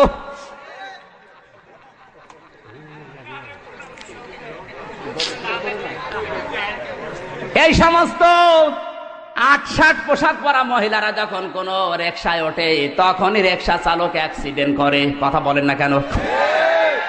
কুষ্টিয়ার বড় বাজারে একবার রিকশায় উঠলাম, আমার নিয়ে রিকশা চালক চালাতে পারে না। 3 দিন পরে দেখি ওই রিকশায় মোটা মোটা 3টা মমতাজ মার্কা মহিলা উঠেছে। বিউটি পার্লার থেকে সেজে সেইভাবে ৮-৬০ পোশাক পরে উঠেছে, কোনো ওড়না নেই কারো। আমার রিকশা ওভারটেক করে হুড় হুড় করে চলে যাচ্ছে। বলাই দাঁড়া, সেদিন আমার নিয়ে টানতে পারছিলে না, আজকে এত জোরে যাও কোন কায়দায়? বলছো হুজুর এইরকম মহিলা আমার রিকশায় উঠলে আমার গা গরম হয়ে যায়। ওর গা তো গরম হবে, কারণ উঠেছে কি, ও তো টাটকা শয়তান। কথা বলুন। আল্লাহর আইন আপনি যেখানে মানবেন না, সেই জায়গায় আল্লাহ আপনাকে দঙ্কা সংকীর্ণ করে দেবে। وَقَرْنَ فِي بُيُوتِكُنَّ وَلَا تَبَرَّجْنَ تَبَرُّجَ الْجَاهِلِيَّةِ الْأُولَى সূরা আহজাব 22 নাম্বার পারা প্রথম নাম্বার পেজা 4 নাম্বার লাইনে 33 নাম্বার আয়াত। এটা তাফসিরে মাযহারি আল্লামা সানাউল্লাহ পানিপতি রাহমাতুল্লাহ আলাইহি এখানে তিনটি অর্থ দিয়েছেন তাবাররুজের। হে মেয়েরা ঘরের পরিবেশে থাকবে, বাইরে যাবে না। বাইরে যদি যেতে হয় জাহিলি যুগের মেয়েদের মতো রূপ সৌন্দর্য প্রদর্শন করে বের হবে না। এ ঘোষণাকার আর না, এটা আমরের সিগা। This is my order, so follow. যারা গ্রামার বোঝে জিজ্ঞাসা করেন, আল্লাহ আমর মানে আদেশ করছেন মেয়েদেরকে রাস্তাঘাটে বের হলে যদি তাবাররুজ করে বের হও, জাহান্নামে তোমাদের স্থান আল্লাহ দেবে। তাবাররুজের অর্থ তিনটা। কয়টা? জোরে বলেন। তাবাররুজের 1 নাম্বার অর্থ, মেয়েরা যখন রাস্তাঘাটে আসে ওদের সাজগোজ বেড়ে যায়। কথা বলুন। আজ অনেক মেয়েকে দেখবেন ঘরের পরিবেশে থাকে, ময়লা পোশাক পরে, দুর্গন্ধযুক্ত শরীর নিয়ে, আর যদি শোনে বাইরে যাবে মার্কেটে বিবাহ খেতে, ওর সাজ দেখে কে? এক চোখের ভেতর দিয়ে 8টা-9টা জিনিস, আশকারা, মাস্কারা, আইলানা, মার্জিয়া, রূপের। এক চোখের ভেতরে যদি 9টা থাকে তো বাকি জায়গায় কয়টা আছে? সম্মানিতা মা বোনের, আপনি সাজবেন, নিষেধ নেই। টাকা পয়সা খরচ করি আমরা, সোনো পাউডার ব্লাউজ কিনে দিয়ে মরি আমরা, আর ওগুলো দেখে মজা মারে ভ্যান চালক আর দোকানদাররা। ঠিক ওদের মানে কি? মানে কাছে ওদের কিছু জানে না। টাকা পয়সা খরচ করি আমরা, আর এগুলো দেখে মজা মারছে ভ্যান চালক আর দোকানদাররা। আমরা কিনে দিয়ে আমাদেরকে দেখাও। অনেকে আছে নিজের বউ একটু সুন্দর, ও দিশাই পায় না করবে আরো সুন্দর করে সাজিয়ে মানুষকে দেখায়। কুষ্টিয়ার মজমপুর গেটে বাস্তব বলছি, মোটর সাইকেলে করে নিয়ে যাচ্ছে একজন তার বউকে। সালাম দিলাম, উত্তর দেওয়ার পরে বললাম ভাইকে। বলছে তোমার ভাবি। তো ভাবি একই পরিয়েছে নাকি শাড়ি না মশারি? মানে একবার তাকানোর পর তাকানো যাচ্ছে না। আমার কানের কাছে মুখ নিয়ে বলছে, আমির হামজা কি করব? সারা জীবন তো আমি দেখলাম, আমি আর কত দেখবো? এলাকার মানুষের হক নেই, উনি হক আদায় করে বেড়াচ্ছে। এই হক আদায় করেন কারা কারা? হাত তোলেন, তোলেন। নিজের বউ সুন্দর, মেয়ে সুন্দর, বেটার বউ সুন্দর, বাড়িতে আপনার ছেলেকে দিয়ে দেখান। আপনার বেটার বউ আপনার ছেলে দেখবে, আপনার মেয়ে আপনার জামাই দেখবে। আপনার বউ সৌন্দর্য দিয়েছে আল্লাহ আপনার জন্য, ওগুলো নিজে দেখে মজা মারেন, বাইরের লোক দিয়ে মজা মারার বিষয় না। যে সমস্ত মানুষগুলো নিজের বউ দিয়ে মানুষকে খুশি করায়, এমন এমন পোশাক পরিয়েছে, পেটে কোনো কাপড় নেই। মেয়েদের এই কয়েক ইঞ্চি পেট কিন্তু খুব গুরুত্বপূর্ণ জায়গা। যেই মেয়ের পেট যত খারাপ হবে, যত মানুষ নজর দেবে, ওখানে তত রকমের খারাপ সন্তান আল্লাহ দেবে। কথা বলছে না কেন? সেদিন রংপুর থেকে মাহফিল করে যাচ্ছিলাম কুষ্টিয়ায়, নাটোরের এই চলন বিলের মাঝখানে দুইজন স্বামী স্ত্রী উঠেছে গাড়িতে, আমার সামনের সিটে বসা। একেবারে বাস্তব বলছি, এমন পোশাক পরেছে, tight fit, skin tight pant পরা, দুইজনে শার্ট গায়ে দেওয়া। কোনটা স্বামী কোনটা স্ত্রী বোঝা যাচ্ছে না। হঠাৎ করে স্ত্রী ডাক দিয়ে বলছে, ড্রাইভার সাহেব গাড়ি থামান। গাড়ি থেমে গেল। নাটোরের চলন বিলের ভেতরে মেয়েটা নেমে গেল পোশাক করবে। মেয়েরা কি দাঁড়িয়ে পোশাক করতে পারে? যেই বসতে গেছে পেছনে গেছে ছিড়িয়ে। গাড়ির সবাই হা করে তাকিয়ে আছে, ওর যে স্বামী ও তাকিয়ে আছে। লোকজন বসে, বেটা বিয়াদব, তাড়াতাড়ি যা।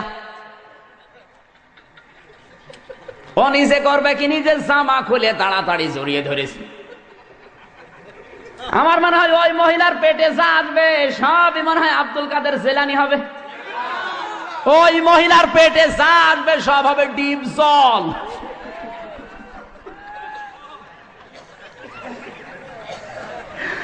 হয় ডিপ জল বের হবে, নাই মাইকেল জ্যাকসন, নাই মমতাজ বেগম। ওর পেটে আল্লাহ আল্লাহর ওলি দেবে।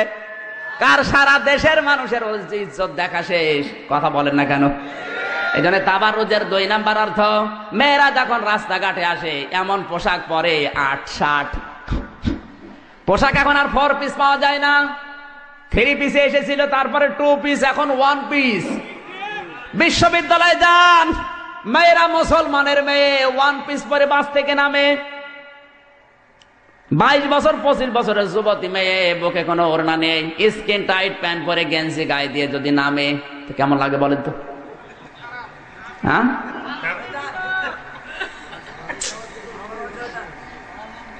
এই সমস্ত মেয়েদেরকে যখন মানুষ দেখে তখন একটু চোখ টিপ দেয়, তখনই দোষ হয় আমার। একবার এক মাহফিলের জন্য যশোরে নামলাম, দেখি ইফটিজিং এর বিরুদ্ধে ডাইরেক্ট অ্যাকশন মিছিল আসতেছে। মেয়েরা, যশোর MM কলেজের মেয়েরা। চিন্তা করলাম, আল্লাহ পুলিশ যদি ধরে না জানে আবার কোন সালের অপরাধী বলে চালিয়ে দেয়। যদিও আমার জন্ম 92 সালে, ধরতে পারলেই বলবে 71-এর অপরাধী, নাই 61-র, নাই 52-র। এই কথা বলেন না কেন? পুলিশের ভয়ে ঢুকলাম এক চার দোকানে, ঢুকে দেখি সামনে আমার পুলিশ। আরে ভাই, আপনার যন্ত্রণা আসলাম আমি, আর আপনি আমার সামনে। বলছে, হুজুর একটা কথা বলি, বলেন। এই যে মিছিল আসতেছে, এই মিছিল যেন সহি সালামতি হয়, এই জন্য সরকার আমার দায়িত্ব দিয়েছে, আমি পাহারা দিচ্ছি। কিন্তু যে জিনিস আসতেছে, যশোর MM কলেজের মেয়েরা, বুকে কোনো ওড়না নেই, টাইট ফিট প্যান্ট পরা, হাতে এক হাতে ব্যানার আর এক হাত দিয়ে মিছিল করছে ইফটিজিং এর বিরুদ্ধে ডাইরেক্ট অ্যাকশন। পুলিশ আমারে বলে, হুজুর যে জিনিস দেখছি মনে হচ্ছে ইফটিজিং আমি আগে করি। ঠিকই বলেছি, কথা বলেন। পোশাক গুলো মার্জিত করেন, রাস্তায় বের হলে মানুষ খালা আম্মা বলবে, আর পোশাক যদি ৮-৬ হয় মানুষ বলবে আপা, কিছুক্ষণ পরে খ্যাপা। তাবাররুজের 3 নাম্বার অর্থ, মেয়েরা যখন রাস্তাঘাটে আসে ওরা মাজায় হেলে দুইলে চলে না, কুমিল্লায় নেই? জোরে বলুন। ওদের মাজা দোলানোর কারণে রাস্তায় হাঁটা যায় না। আজ যে ৮-৬ যে বোরকা গুলো বের হচ্ছে, ফুল ফুলওয়ালা এমব্রয়ডারি করা, যে সমস্ত বোরকা গুলো বের হচ্ছে, এই বোরকা পরা জায়েজ নেই, কারণ এই বোরকা পরলে আকর্ষণ আরো বাড়ে। কথা বলেন না কেন? বোরকা হবে ঢিলা ঢালা কালো, শরীরের জায়গাগুলো যেন দেখা না যায় এমন টাইট ফিট বোরকা বানিয়েছে, মাজা কয় ইঞ্চি সব চোখের আন্দাজে মেপে নেওয়া যায়। আর তোমার ওই সমস্ত জিনিস দেখে শয়তান তো তোমার জাল হিসাবে ব্যবহার করে। যুবক মানুষ যারা, ওর তো একটু চোখ টিপ দেবে। কথা বলেন না কেন? সুতরাং জিকিরের অর্থ যদি আল্লাহর আইন হয়, আল্লাহর আইন মেনে নেওয়ার দরকার আছে না নেই? এই মিডিয়া খারাপ না, এটা ইসলামের পক্ষে কাজে লাগান।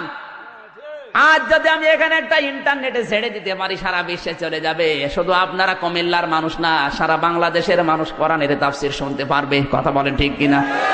আজ মিডিয়া গুলা বামরা হাতে নিয়ে যত মিথ্যা তথ্য আলেমদের ভেতরে ওরা দিচ্ছে, আলেমদের বিরুদ্ধে যত বিশদ গান এই মিডিয়া গুলো করে, আর মানুষ মনে করে এগুলো ঠিকই। এজন্য মিডিয়া হাতে নেওয়ার দরকার আছে না নেই? জিকিরের অর্থ, আল্লাহ যখন বললেন আল্লাহর আইন, আল্লাহর বিধান, বাস্তবতায় আল্লাহর বিধান কায়েম যদি কেউ করে, তার জীবনের জিকির আমার আল্লাহর দরবারে কবুল হবে। জোরে বলেন সুবহানাল্লাহ। জিকিরে যে আল্লাহর আইনের ভেতরে হাজার হাজার কথা আছে, আমি খুব সংক্ষেপ করছি। জিকিরের ৫ম নম্বর অর্থ, জিকির মানে স্মরণ করা। জিকির মানে কি? আল্লাহ পাক বলেন, ফাযকুরুনি আযকুরকুম, আমি আল্লাহকে স্মরণ করো, আমি আল্লাহও তোমাদের স্মরণ করব। এখানে জিকির মানে স্মরণ। জিকির মানে কি? এখন স্মরণ করবেন কোথায়? আল্লাহ আরেকটা আয়াত নাযিল করে দলিল দিচ্ছেন, আল্লাযীনা ইয়াযকুরুনাল্লাহা কিয়ামান ওয়া কুউদান ওয়া আলা জুনুবিহিম ওয়া ইয়াতাফাক্কারুনা ফি খালকিস সামাওয়াতি ওয়াল আরদ। সূরা আলে ইমরান 4 নম্বর পারা 14 নম্বর পৃষ্ঠা 9 নম্বর লাইনের 191 নম্বর আয়াতের মাঝের অংশ এটা। আল্লাহ পাক বলেন, যারা দাঁড়িয়ে বসে শুয়ে আমি আল্লাহকে স্মরণ করে, এইটাই জিকির। এইটা কি? জিকিরের যে 5টা অর্থ বললাম কোরআন দিয়ে, আমাদের দেশে যে জিকির চলে একটাও মিলে। জোরে বলে, কিসের জিকির করো তুমি? এই 5টি অর্থের সাথে যার দরবারের জিকিরের মিল নেই, যার পীরের দরবারের জিকিরের মিল নেই, ওটা জিকির না, ওটা ফিকির। এতক্ষণ বললাম কোরআন দিয়ে, কি দিয়ে? এবার আসেন হাদিসে। হাদিসের পরিভাষায় জিকিরের অর্থ আছে 99টা। কয়টা? এবার একটা একটা করে ব্যাখ্যা করে আমরা বলি নাকি? এখনো কিন্তু জাল কাবার জিকির চলছে, এরপরে আজকুরকুম আছে, এরপরে অশকুরুলি, এরপরে ওয়ালা তাকফুরুন। 99টা অর্থ বলে তো রাত শেষ হয়ে যাবে, ওই জায়গায় আলোচনা করব। আজকে একটা পয়েন্ট বলে শেষ করবো ইনশাল্লাহ। জিকিরের যতগুলো অর্থ আমি হাদিসের ভেতরে পেয়েছি, 86টার হাদিসগুলো যারা পড়তে পারে, মুসলিম শরীফের ভেতরে জিকিরের অর্থ আমি পেয়েছি। জিকির মানে যে স্মরণ, 5 নম্বর অর্থ বললাম। কত নবী আমার আল্লাহকে যখনই স্মরণ করেছেন তখনই পেয়েছেন, কথা বলেন ঠিক কিনা? জিকির আছে ব্যক্তিগত জীবনে, সামাজিক জীবনে, পারিবারিক জীবনে, রাজনৈতিক জীবনে, আন্তর্জাতিক জীবনে, সাংস্কৃতিক জীবনে, সারা জীবন শুধু জিকির আর জিকির। সামাজিক জীবনের জিকিরটা আমি আজকে বোঝাবো। সামাজিক জীবনের জিকির কি? শুধু নিজে খেয়ে পরে বাঁচবেন, আশপাশের মানুষের খবর রাখবেন না, এর নাম জিকির না। হযরত আব্দুল্লাহ বিন মুবারক রহমতুল্লাহ আলাইহির জীবনীতে দেখলাম এত বড় আলেম তিনি ছিলেন, তার নাম জানেন এমন কোন আলেম পৃথিবীতে নেই। যারা আলেম বসে আছে জিজ্ঞাসা করেন তো, আব্দুল্লাহ বিন মুবারক কত বড় আলেম। তিনি কোন ওলামা সমাবেশে হাজির হলে অন্যান্য আলেমরা বলতো, আজকের এই ময়দানে আব্দুল্লাহ বিন মুবারক আকাশের চাঁদের মতো। এত বড় একজন আলেম, তিনি হজে যাওয়ার জন্য টাকা গোছালেন, ব্যাটিং খাতা পর্যন্ত বাঁধলেন, হজে বের হবেন। হঠাৎ তাকিয়ে দেখে তার ছেলেটা কাঁদতেছে। ডাক দিয়ে বলে, বাবা তুমি কাঁদো কেন? ছেলে বলে, আব্বা জান আমি কাঁদি এই জন্যে, ওই পাড়ায় গিয়েছিলাম, দেখলাম ওরা মাংস রান্না করেছে, আমি চাইলাম আমারে দিল না, ঘাড়ে ধাক্কা দিয়ে তাড়িয়ে দিল। বাবা আমার মনে দুঃখ লেগেছে, এই জন্য কাঁদতেছি। হযরতে আব্দুল্লাহ বিন মুবারক রহমতুল্লাহ আলাইহি সন্তানের কান্না থামানোর জন্য নিয়ে গেলেন ওই বাড়িতে। বাড়ির বাইরে দাঁড়িয়ে সালাম দিলেন, আসসালামু আলাইকুম ইয়া আহলাল বাইত। কোরআনের নির্দেশ, ইয়া আইয়ুহাল্লাযীনা আমানু লা তাদখুলু বুয়ুতান গায়রা বুয়ুতিকুম হাত্তা তাস্তানিসু ওয়া তুসাল্লিমু আলা আহলিহা।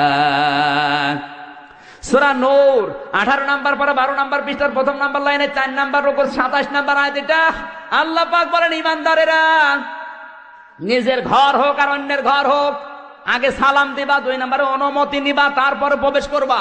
এ নির্দেশ কার? বাংলাদেশের সামাজিক জীবন এটা আছে।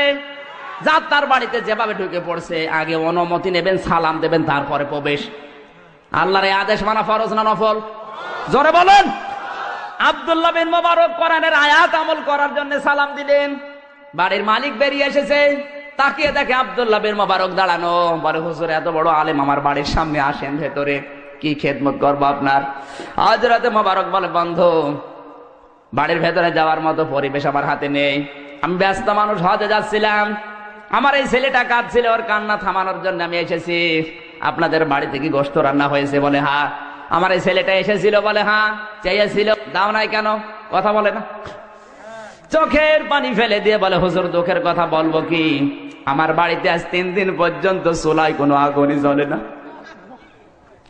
আমি ময়দানে গিয়েছিলাম কাজের সন্ধানে, কিন্তু কাজ পাইনি।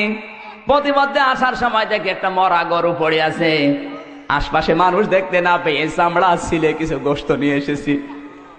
পরিবারস্থ লোকদের জীবন বাঁচানোর তাগিদে এই মাংসর গোশতগুলো রান্না করে খাচ্ছিলাম। এমন সময় আপনার এই ছেলেটা এসে হাজির। হুজুর আপনি তো ধনী মানুষ, সাহেবে মাল, যাকাত ফিতরায় আপনারা খান না, আপনার এই ছেলেটা তো আমি চিনি, যাকাত ফিতরার মালই আপনারা নেন না, এই মরা গরুর মাংস খাবেন? মরা গরুর মাংস যদি আপনার ছেলেকে না দিয়ে ভুল করে থাকি, মেহেরবানি করে আমারে মাফ করে দেন।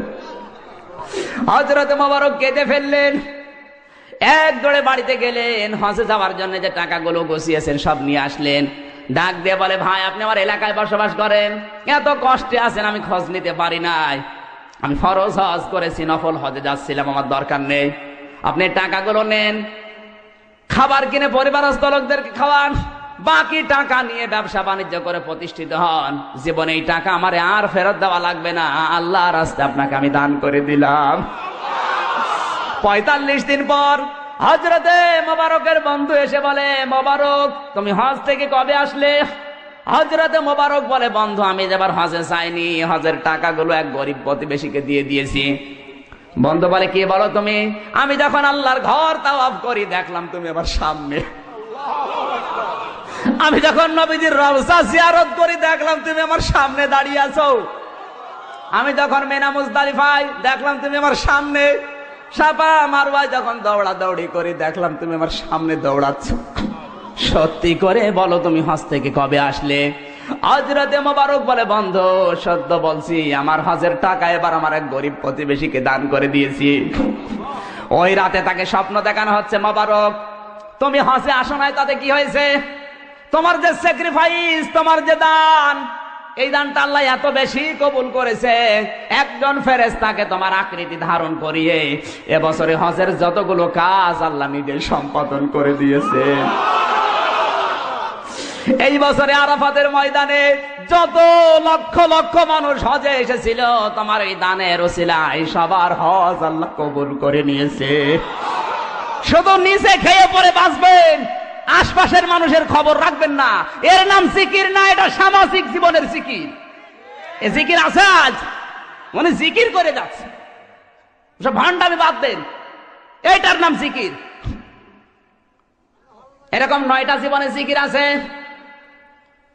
আজকে আর কথা বলা ঠিক হবে না। জিকিরের বিস্তারিত আলোচনা আরো এলাকায় কোনোদিন আসলে কথা বলবো ইনশাল্লাহ। সম্মানিত ভাইরা, 16 তারিখে সোমবার দিয়া জুলুমের উপরে আলোচনা করব, দাওয়াত দিয়ে আজকের মতো শেষ করছি।